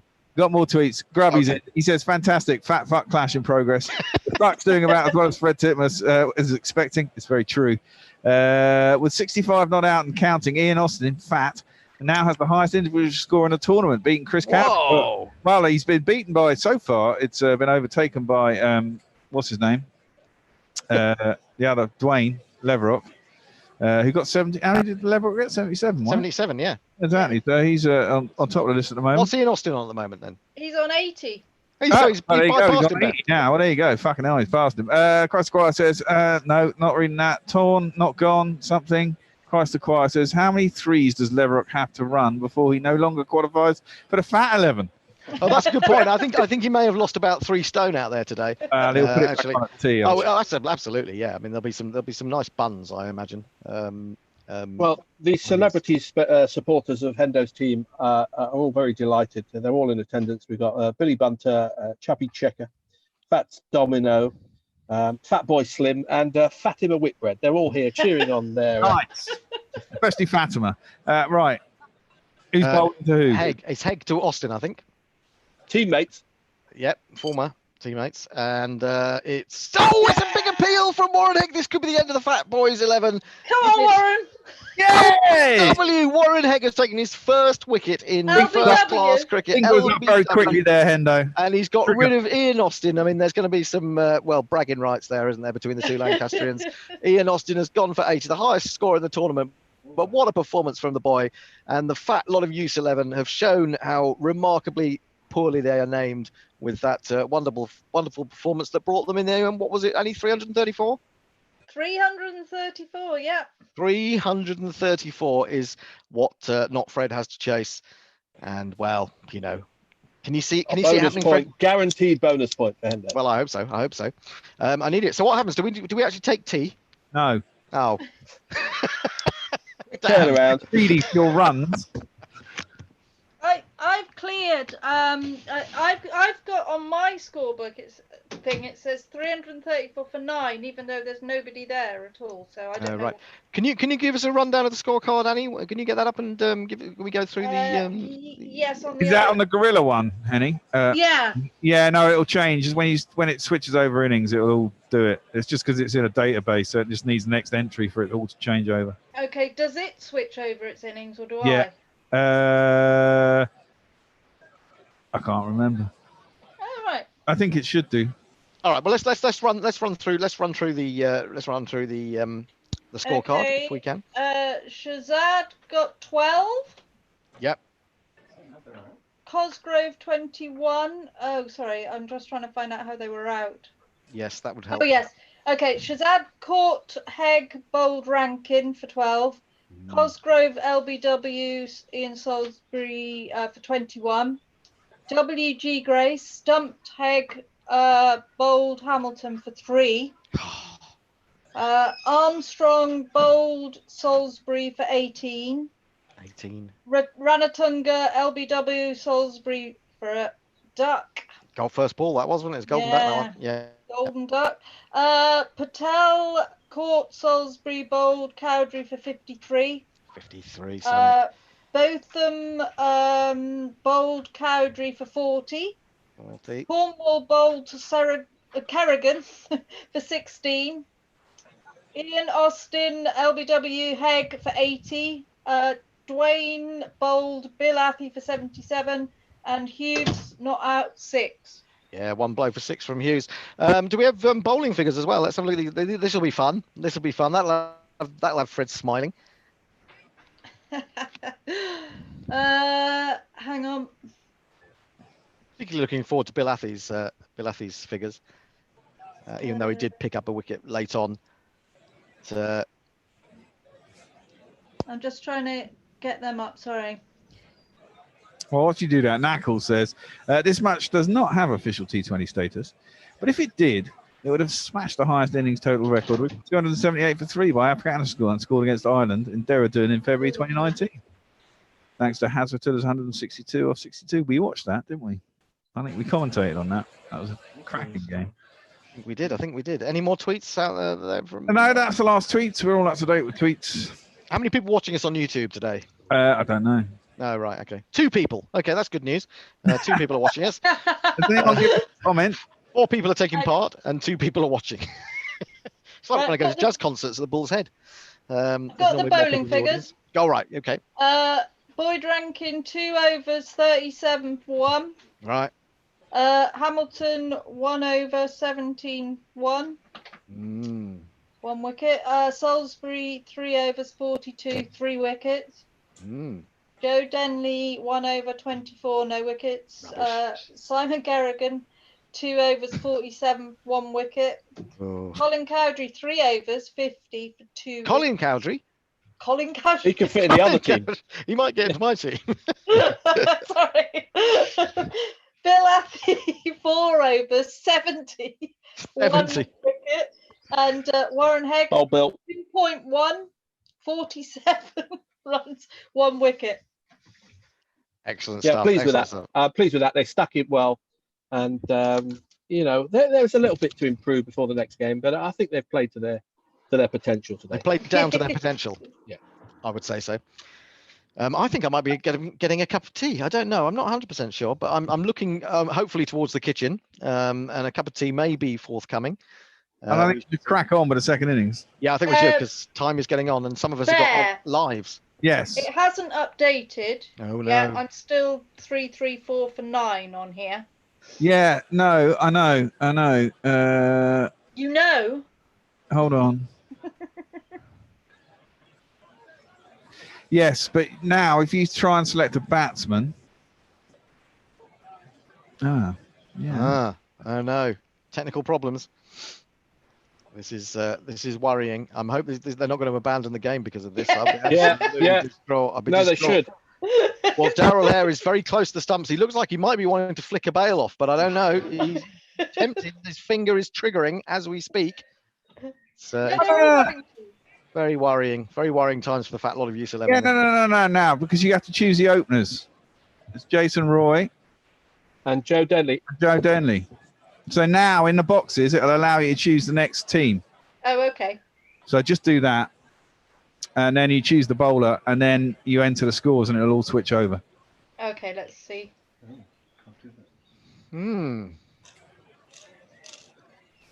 Sorry for the silence, listeners and watchers. Who's going to be bowling anyway, Hendo? Well, I'm waiting to see who's definitely opening for the Roy and Denley. Roy and Denley are opening.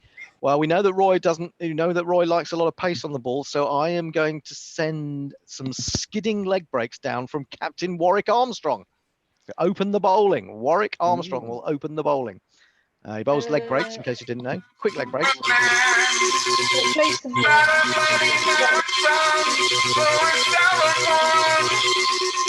Still don't understand what that says, but you know. I'd take my headphones off for that one. Warwick Armstrong. And Jason Roy is gonna face. Duckworth Lewis loves you. The clouds aren't for you. Nothing stands in your way when you're a Roy. Are you good to go? Yeah. So Jason Roy, who somehow got selected for Test cricket for England, will be facing up to the big ship Warwick Armstrong, and he comes in and bowls his skiddy leg break, and guess what? There's a big appeal first ball, and that's going to be surely the end of Jason Roy. It is. He's bowled. What a captaincy from Warwick Ed Smith, are you watching? Warwick. There is just fuck off. There is no way. Oh gosh, I'm thinking of a whole 4 points here. 3 points for a win. There is no way that Jason Roy should be playing any sort of non-limited overs cricket, and that just, that's proved it. Well, the new batsman, after a successful bowling spell earlier, will be Bill Athy. Ah, well, he has a jingle that goes like this. You put your ass in, you drop your ass out, give your side a shake, shake, shake, and that's them all about. Well, Athy, what can he do against the big man, Warwick Armstrong? He can just edge this through the slips and down to third man. It's being chased by Arjuna Ranatunga, not very quickly, but they do come back for 2 runs. So the How the Fuck 11 are off the mark. In comes Warwick Armstrong again to Athy, another sketchy shot, but he's going to pick up 2 more. Ranatunga is looking furiously. He's had to chase 2 in a row, and he's walking off the pitch. He's being substituted. Who's the substitute fielder, Hendo? Arjuna's had enough. Colin Milburn. Colin Milburn has come on. He was a very good short leg fielder. There's no short leg for Warwick Armstrong, bowling to Bill Athy. It's short. It's cracked through the offside. 4 glorious runs to the Yorkshireman. Well, is this the start of a successful chase? Probably not, as this is guided through. Well, they should get 1 run here. Oh, no, they're coming back for 2. Oh, they're coming back for 3 as Ian Austin pads his way down to chase that and takes an incredible amount of time to do so. So 3 runs to Athy, which brings onto strike. Somehow he played for England. Somehow he's still playing for England. It's Joe Denley. Yes. Joe Denley, he's almost as old as the theme song, but Chef is gone and we need someone to bat at the top of the order. Joe Denley, he's also a part-time bowler. He can do leg spin, but he's no Ravi Ashwin. He'll need help from the heavy roller. Joe Denley, Joe Denley. Well, what's he doing in this team? What's he doing in any team? He faces up to Warwick Armstrong. It's short, it's pulled. He's very good at that shot, and it's gone over deep mid-wicket for 6 runs. Super shatta, super shatta, super shatta, super shatta, super shatta, rocka, rocka, super shatta. It's the last ball of the over, I think it might be. That was over. That was over. That was over. Yeah. So at the end of the first over, and the score, Annie, is 17 for 1. 17 for 1 after 1 over. That's a decent start on the run rate, but they've lost Jason Roy. They're big hitting, useless opening batsman. Athy is going to be facing up to who, Hendo? It's going to be both of them. It's going to be Boff. He bowled really well in the warm-up game. At this stage of his career, is he an opening bowler? Well, we'll find out. He's bowling to his sometime teammate. That's right, it's Beefy. Beefy has got boring,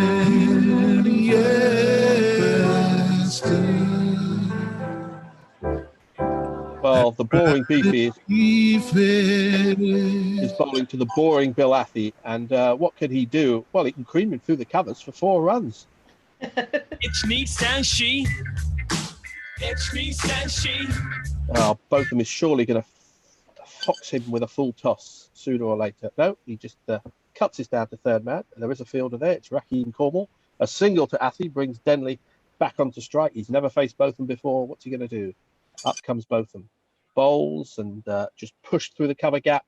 It should only be a single, but of course, with this fielding team, it's 2 runs.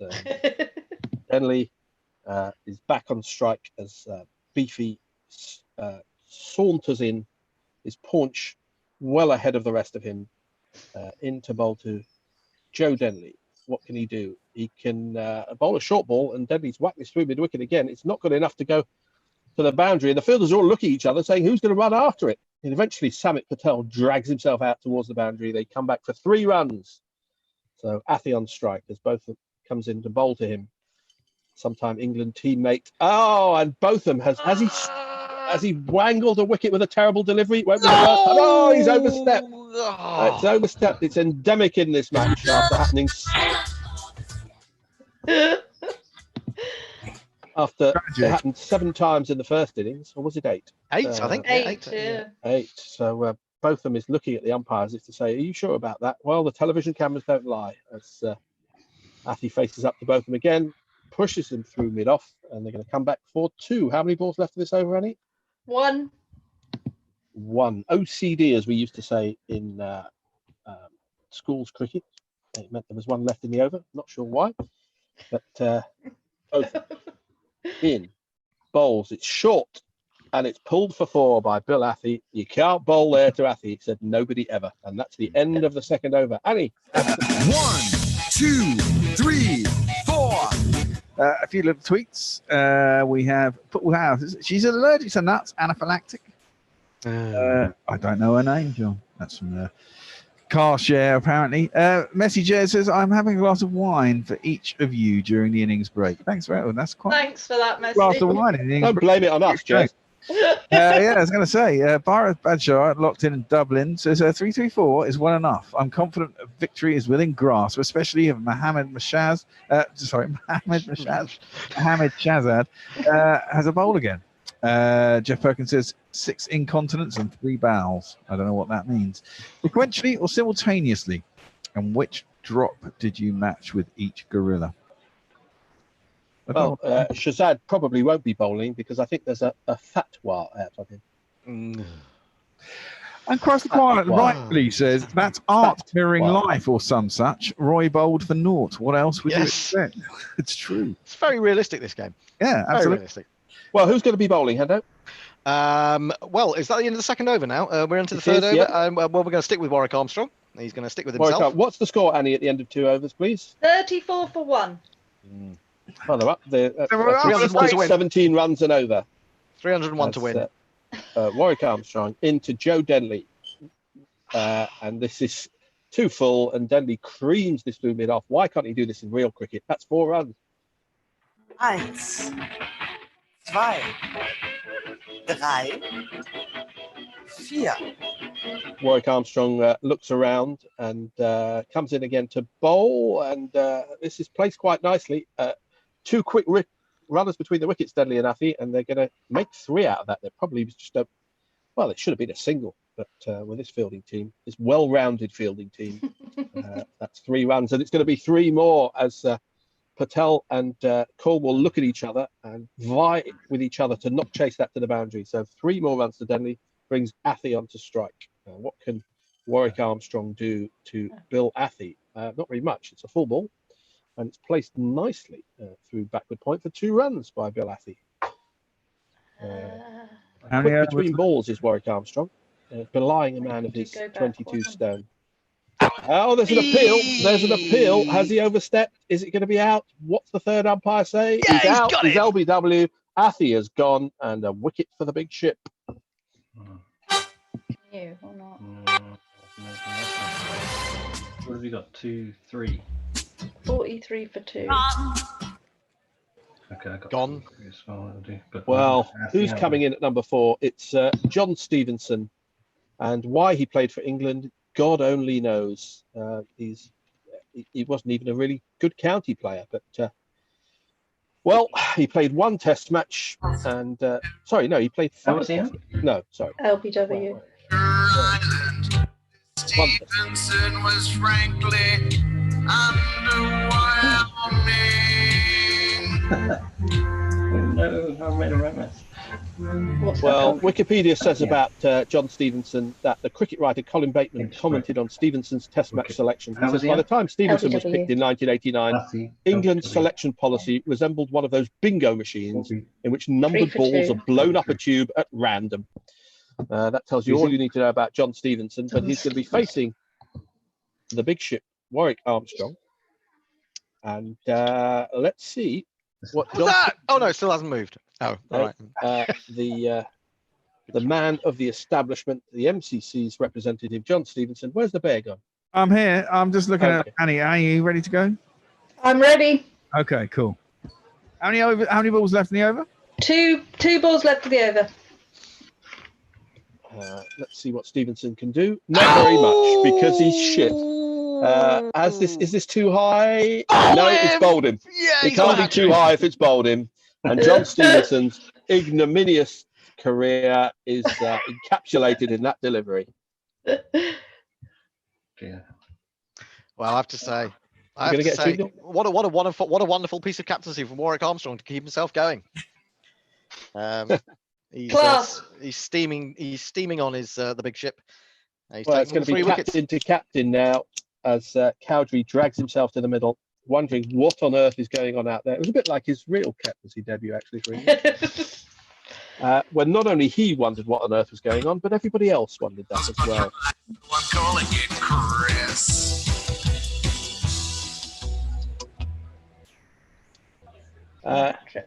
People might not know that he was the eldest son of Colin Cowdrey, which might hat-trick ball. Hat-trick ball. In comes Warwick Armstrong. Oh! Short filth, and even Cowdrey can send that down to his favourite part of the pitch, cow corner for 4 runs.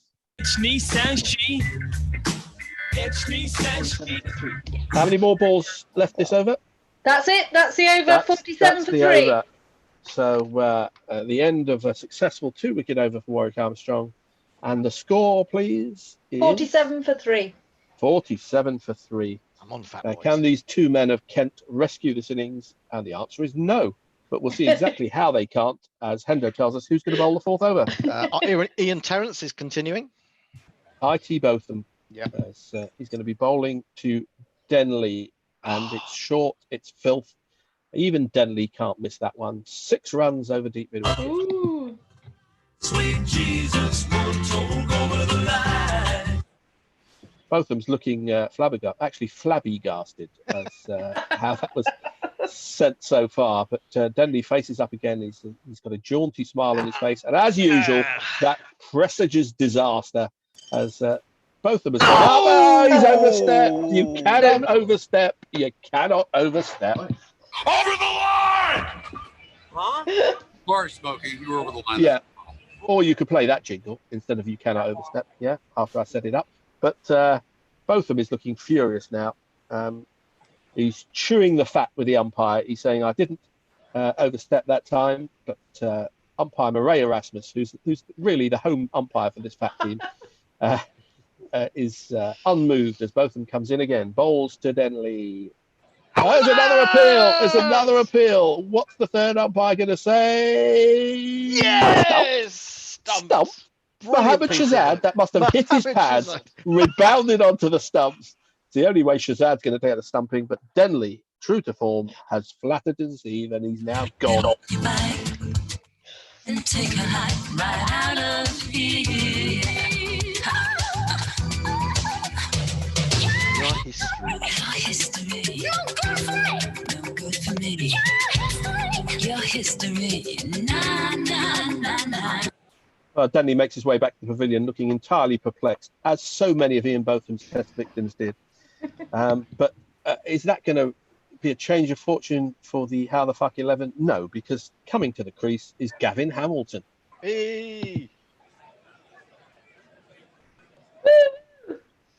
It's unlucky to mention the Scottish Test cricketer. Was it some kind of subtle retribution?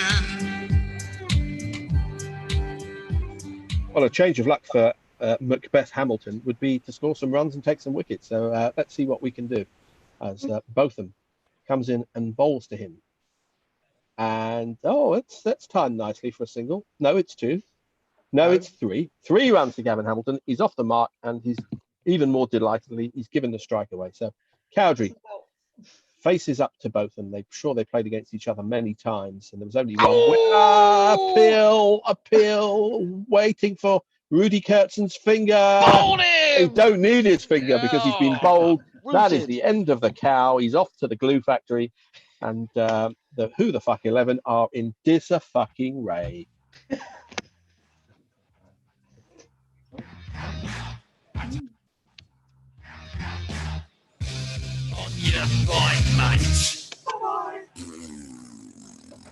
Well, if there were ever 2 cricketers who could rescue an innings from this kind of ignominy, Gavin Hamilton and Warren Hegg are not those 2 cricketers.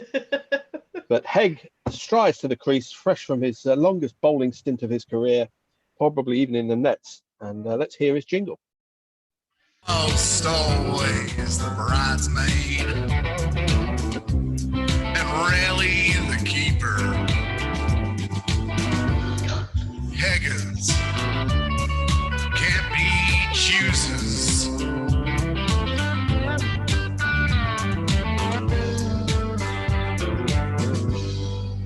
Well, this team is so poor that Gary Naylor is talking about the value of a number 5 for them. That's how terrible they are. But Hegg is going to face up to both of them. I think he's got 3 wickets. And is he going to get another one? No, it's edged between keeper and first slip. Neither of them move. Neither of them can move. It's down to the boundary for 4 runs. 2, 3, 4.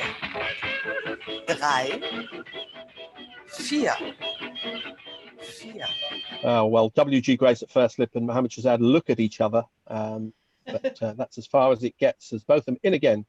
And this is carved down to backward point by Warren Hegg. He's taken 1, he's taken 2, he's taken 3. How many balls left of this over, please, Annie? That's the last ball. That was the last ball. So 3 runs to Hegg. And the end of the over. Hendo, who's going to be bowling? Well, I'm going to stick with Warwick Armstrong. He's done a very good job so far. He's taken the 3 wickets. What's the score now? Is it 5 down, isn't it? It's 64 for 5. 64 for 5. Well, Hendo.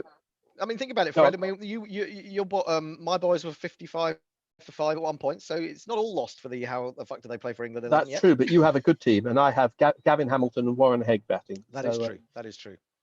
In comes Warwick Armstrong. He drags his great bulk to the wicket, and an easy 3, as most balls which don't go straight to the fielder are in this team. So 3 to Hamilton, and Warren Hegg, the little chippy Lancastrian, comes on to strike. And 3 to Hegg, that was.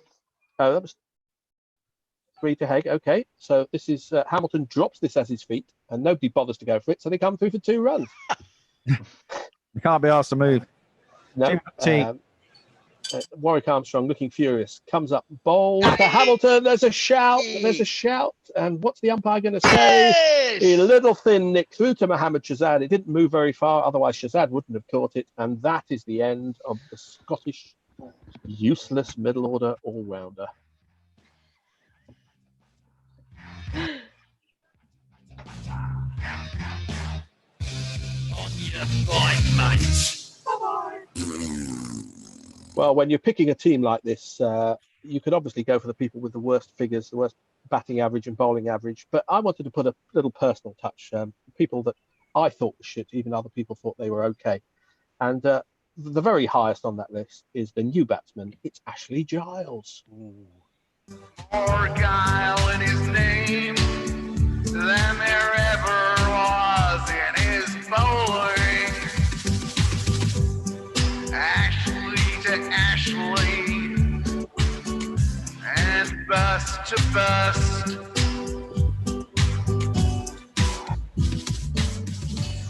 Well, Giles is taking guard. Will he turn this innings around or will he not? He probably won't. And there's an appeal first ball, and Giles living down to expectations. Oh, he's been given not out. It looked absolutely plump from here. I was giving it. But apparently he got a little nick on it. So well done, Gilo. He's used his bat to good effect there. It's a dot ball. One a rare dot ball as Giles faces up to Warwick Armstrong again. And just pushes this for a single, gets off strike. He's much happier down at the other end. How many balls left of the over, please, Annie? 1 ball left. As Hegg faces up to Warwick Armstrong, a sentence never before used in any sort of cricket game. And a comfortable 3 from a ball which goes no more than 8 yards from the bat. And Hegg keeps the strike at the end of that over. The score, please. The score is 73 for 6. 73 for 7. Should have been that's 7. A decent knock for this team. We got a few tweets next. Let's go to tweeting. Tony Bishop says, not only did Hamilton get 0 runs and 0 wickets in his only test, he was out in the same manner in both innings. Yeah, he was rubbish. Christ the Choir says, unbelievably, John Stevenson hit 50 first-class hundreds and took 798 first-class wickets. How come I remember him as a poor man Stuart Turner? He was shit. Quite a lot. Poor man Stuart Turner. And Chris the Choir also says, clearly the Fat 11 batter on in order to entertain the crowd, knowing what was to follow. Well, exactly. Well, they paid their money. I mean, we've got Hegg and Giles in at the moment, and then we've got 3 number 11s. So it's got to be down to these two to see what they can do. Who's bowling, Hendo? Well, I'm just thinking. I think I might keep Ian Terrence on just for one more over. One more over from Ian Terrence, I think. Well, he's keeping the foot on the throat of the shit 11 as Botham comes in and bowls to Hegg as an appeal. Hegg doesn't look happy. What's the umpire going to say? It's a no ball. You cannot overstep. Thank you.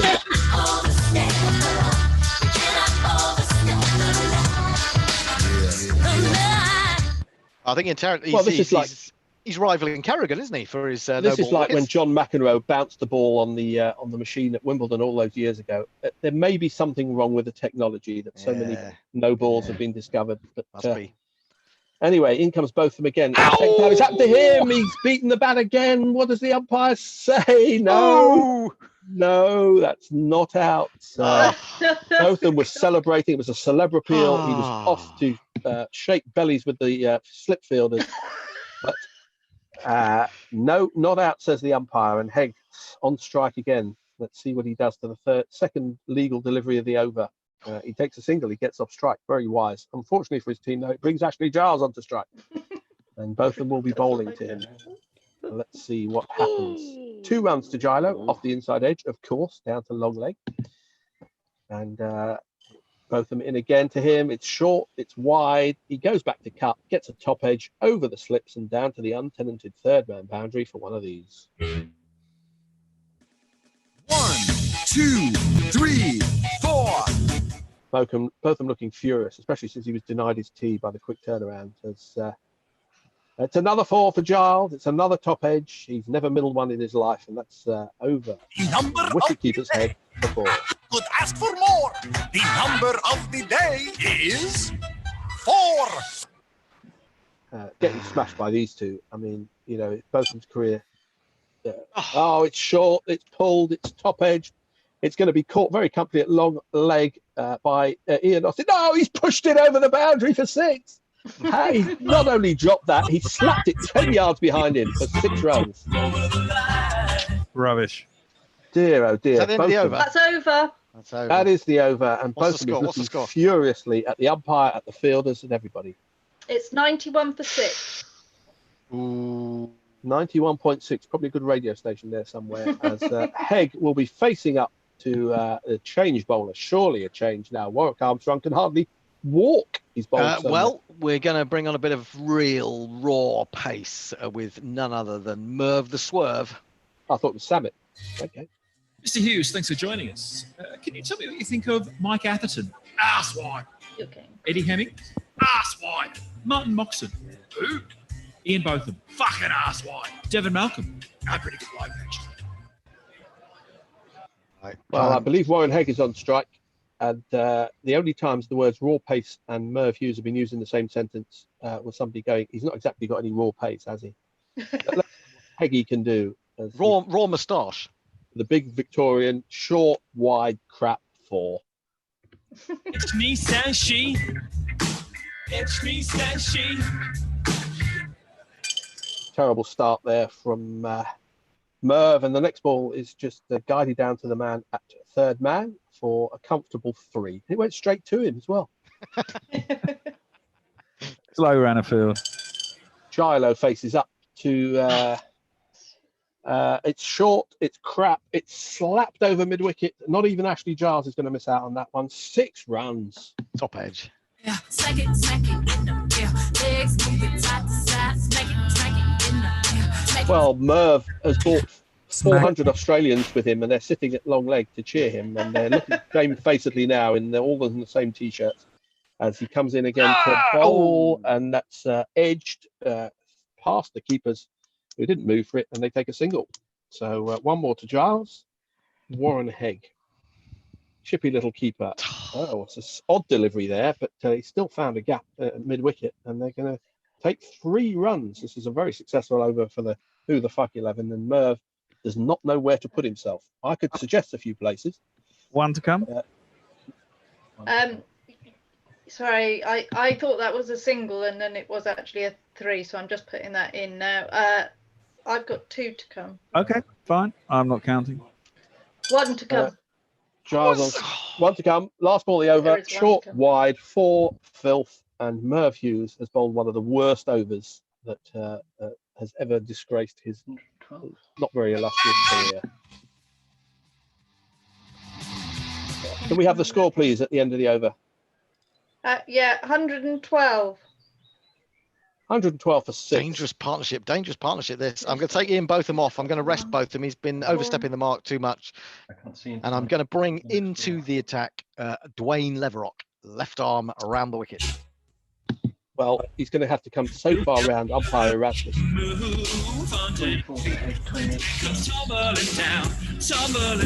Warren. You'll feel the stand start a trembling when Dwayne Leverock goes down. 6, 1, 3, 4. Yeah, well, he's going to have to come round the wicket, round umpire Erasmus. He's in danger of going too wide of the crease and bowling a no ball. But let's see what happens. An appeal first ball. It seems unlikely, but what's the third umpire going to say? Not out. Oh, not out. Hendo's not convinced, but it looked pretty clear from here. So a dot ball as Hegg faces up to the man again, the Bermudan policeman, Dwayne Leverock. We're just going to and short and cut, and well, it's gone behind the keeper, and they take 3 runs, bringing Ashley the wheelie bin Giles onto strike, the king of Spain, and he faces up to the giant Leverock, better known as a slip fielder, but bowling is his main talent. I thought there was a chance there, but how's that? No, it's 2 runs. Placed to the right of the gully fielder. 2 more to Gilo. This partnership continues to be a thorn in the side of the fat bastards. But they can't feel it because they've got too much fat. As Leverock in again, and Gilo cuts this down to third man. An easy 3. There are plenty of easy 3s around. And Warren Hegg, who's putting together a decent innings here. What's he on, Annie? He's on 29. What's the score? Is there 1 ball left in the over? No, there's 2 balls left in the over. It's 120 for 6. As Hegg faces up to Leverock as an appeal. I think he's got him this time. He's not going to get away with it that many times. Yes, it's bold. They went up for LBW, but the ball actually hit the stumps. And that is the end of Warren Hegg. We cursed him by asking for a score. All of the dreams that I dreamed were mine are gone.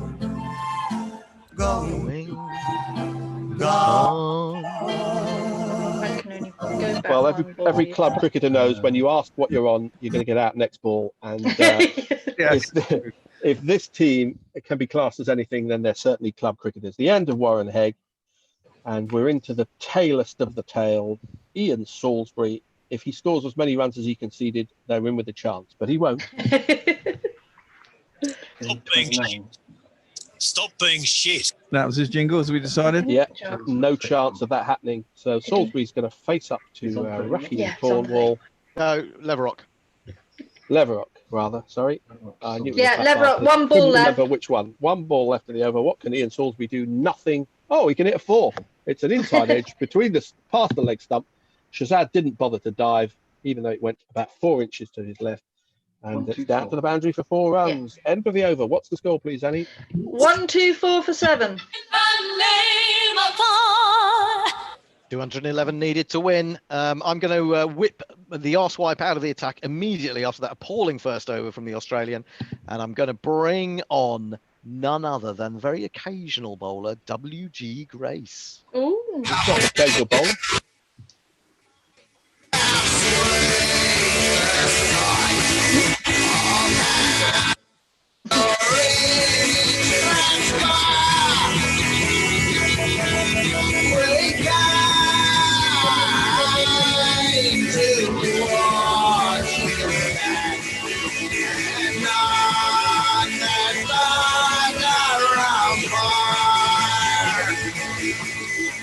WG Grace took 9 wickets in Test cricket, only 9 wickets at an average of 26. 2,809 wickets in first-class cricket. That is not true. Very that occasional bowler. But occasional at Test level. Well, if your team is relying on Ashley Giles to dig you out of the mud, you know you're in big trouble. And he faces up to the big doctor himself, who's been seconded back into the NHS in these trying times. But it's a full ball on leg stump, and Giles does not miss out. He's cut this off the inside edge down to long leg for 4 runs. You kids can't listen and you bound to see the way you get shot for crossing a boundary. As the good doctor only takes a couple of paces. He's about 140 years old. It's not surprising, really. And no, he's older than that. As this is placed straight to first slip on the bounce, so it's an easy single. He's 172 actually. 172, looking well for it, I have to say. He's looking pretty good, I think. Yeah. And Salisbury onto strike, and I thought he got an edge there. He did, and it's gone past the keeper. There's nobody at long stop. 4 runs. My name is Lakhan. Well, the good doctor's saying, why haven't I got a long stop? I always have a long stop. Because they all talk like that down there, don't they, Annie? Yeah, they do. That's right. That'd be right. They do. He said, I'm from Bristol. Avon, never heard of it. It's another cut. It's another bottom edge. It's another 4 runs. There's not one boy for me. I must have 2 or 3. I need 4. I think Salisbury's on strike, is he not? Salisbury's on strike, yeah. Yes, he is. So what can the good doctor... We're going to clap for the good doctor at 8 o'clock tonight, but another outside edge. A lot of runs coming behind the stumps at the moment. So 3 more to Salisbury brings Giles back onto strike. And 3 more. They're running this fat boy team ragged, you have to say. And well, that's 3 more to Giles. What can Solly do? Nothing, usually. That's the end of the over then. That was the end of the over. So Gilo keeps the strike, probably quite wise with this team situation. What is the score, Annie? The score is 143 for 7.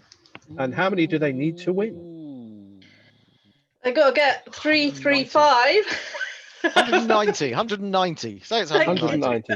There's a long way to not Carol go. Vorderman. As Christopher from on Twitter says, top statting to Knackle Pandy, who says that the how the fuckers may not reach the 235 they need to deny the fat lot the bonus point. This is true, but they have avoided the biggest winning margin in T20 history, 275 by the Czech Republic versus Turkey in Mara Vlasi or something. Somebody should tell Knackle Pandy it's not a T20.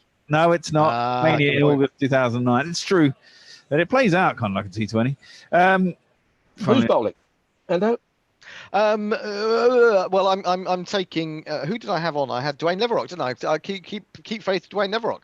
Okie dokie. Big Dwayne is coming. Leverock to Giles. Let's see what the Warwickshire player can do. Not a lot. There's a big appeal, and I'm sure he's gone now. He has. The finger goes up. He played all around a straight one, and that is the end of Ashley Giles. How was he out? LBW. W. Go OUT the window. Go OUT the window. Go OUT the window. Because OUT spells out. Does indeed. Well, if you want somebody to bat for your life, Boyd Rankin is not that man. Oh, is he in there? Jesus Christ. He's coming in at number 10. We got. Let's try the other. No. Then the news said we top ranking. Uptown top ranking. He has a test battering average of 8.6 with a top score of 17. And let's see what happens as his first ball is a bigger pick. What's going to happen? Stumped. Brilliant from Shazad. Shazad, it hit his pad, rebounded onto the stumps, and that's 2 in 2. And Rankin drags off his lanky frame back to the pavilion. How's that? You missed out. I caught you out. How's that? Well, this is subsiding, as you'd expect, into absolute disaster as the man coming to the crease scored 1 run in Test matches, which is 1 more than Gavin Hamilton, but he's batting a number of places below him. It's Simon Kerrigan. Ah, yes. Poor old Simon. Well, you know. I was asked to be kind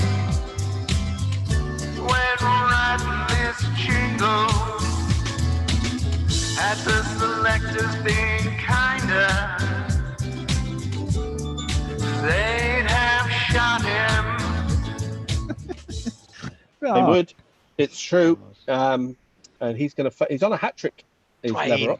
Come on, Dwayne. As he'll never have a better chance. He bowls to Kerrigan, and no, he's got a bit of bat onto that. They come back for 2. Solly quite happy to stay down the other end as Kerrigan off the mark. Let's see what he does with his second ball. In comes Leverock. No, it was an outside edge. It looked like it was going to be an appeal, but it was stifled. And it's past the 3rd slip. There's a lot of slips in now. 4 runs. It's me, says she. It's me, says she. Kerrigan's looking to his teammates in the pavilion saying, this is easy. No, it isn't. But he still manages to time this nicely off his legs and take 3 runs. This is a masterclass of batting from Simon Kerrigan. Shame he can't bowl. In comes, brings Salisbury onto strike. And what can Leverock do to him? Not very much. It's short, it's filthy, and it's been deposited over deep backward square leg for 6 runs. Is that the end of the over, Annie? Yes, that's the end of the over. And the score, please? 158 for 9. The bonus point looking in the bag for Hendo's fat bastards. 177 required from the last wicket stand. Well, it's heading to 2019 all over again, but we don't have Ben Stokes and Jack Leach batting. Who's going to be bowling? I'm taking him out of the attack. WG, I wasn't over impressed by WG, and he's come back to bowling, and I'm going to introduce Samit Patel. Yay! Well, just to hear his jingle, it's worth it. Hey, Summit. Yes, Dad. What do you say? I really love the skillful way you beat the other players to the lunch buffet. Oh, Dad! Oh, Dad! For the first time this series, you ran it. Damn it. The cheese board's now ours, so let's scram it. Damn it. But please don't take pomegranate. Damn it. I've one thing to say, and that's damn it. Damn it. There's Irish stew. Your belly's no longer like granite. Damn it. The corset's not working, let's can it. Damn it. Your moods are approaching Titanic. Damn it. I've one thing to say, and that's damn it. Samit, there's birth on croup. Andy Flower thinks that you're a joker, and you need to share the stone or 2. But your diet plan is mediocre. So S-A-M-I-T, let's try a poo. Oh, this jingle's nicer than Ravi Bopo. Oh, Dad. Now I'm full up and I'm so glad Oh, Dad. that I could kick you in the gonads. Oh, Dad. Is it over? It is. Excellent. Half an hour ago, actually. Half an hour ago. He'll be bowling. Samit Patel will be bowling to Ian Salisbury. And let's see what Samit can do. Oh. Not very much. It's short. And it's been absolutely lambasted over mid-on for 6 runs.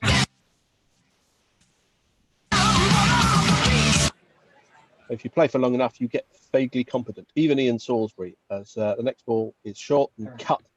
No one's chasing it again. It's not going to go across the boundary, but the batsman can't be bothered to run 7, so they settle for 3, which brings Kerrigan onto strike.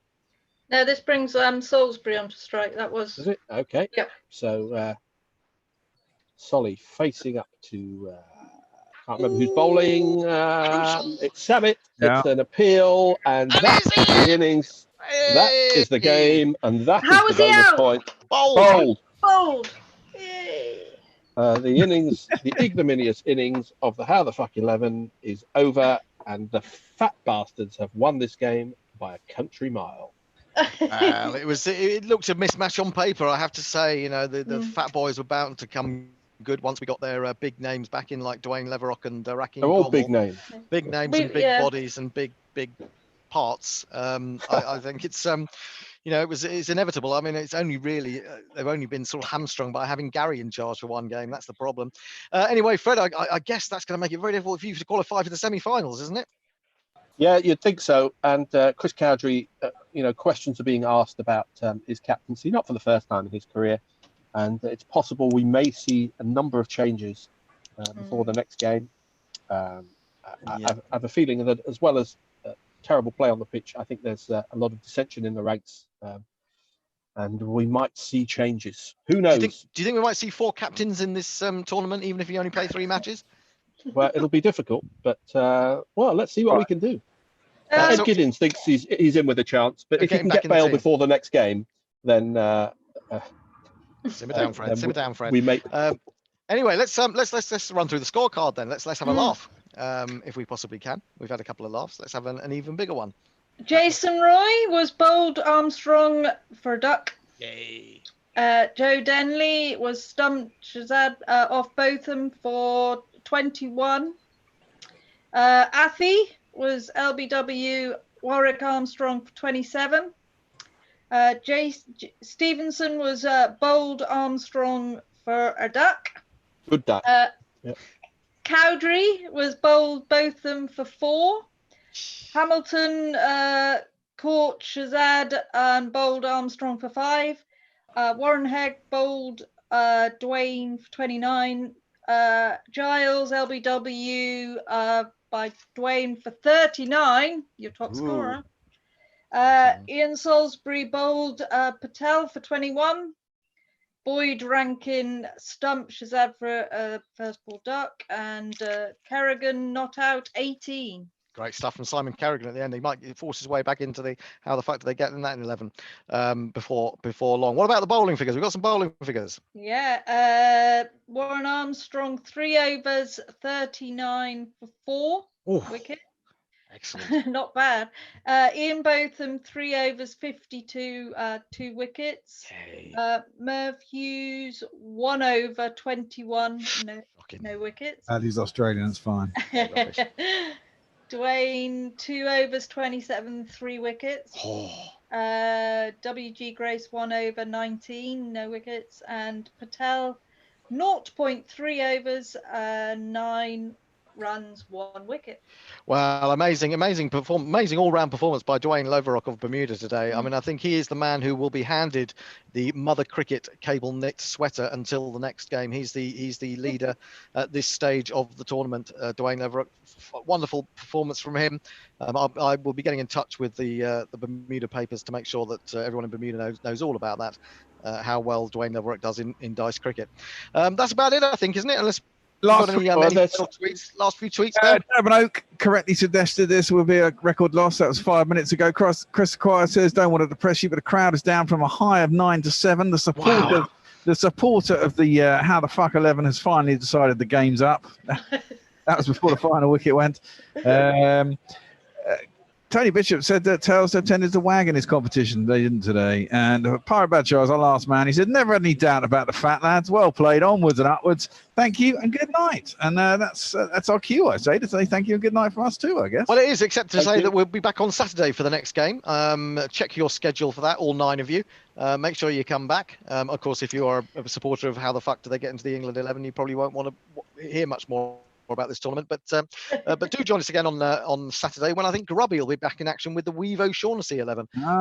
So that'll be a cracker, no doubt. We do have to reschedule that one that was unfortunately delayed or postponed because of Zoom problems the other day, but it will be the 6th match coming up on Saturday. But until then, I suppose everyone say goodbye from Not Fred. Bye. Possibly forever. Goodbye from Annie down there in the West Country. How was that for you? How was that for you? How was that? It was lovely. It was longer than I thought it might be, but yeah. That's confused on the Never heard that before, Hendo. And it's goodbye from the fattest fingers in the West. From, well, the fattest fingers in the West would like to say thank you very much. And please do remember to donate to the Juvenile Diabetes Research Fund. You can find out all about it on our Twitter feed and Facebook. It's all over the place on our social media. So please do help that out. It's a good thing. Indeed it is. So until Saturday, when we will be back with another colourful cast of characters, it's good night and good morning and good dusk and good dawn from all of us at Guerilla Cricket. Good night. Good night. Bye. Guerilla Cricket. Guerilla Cricket.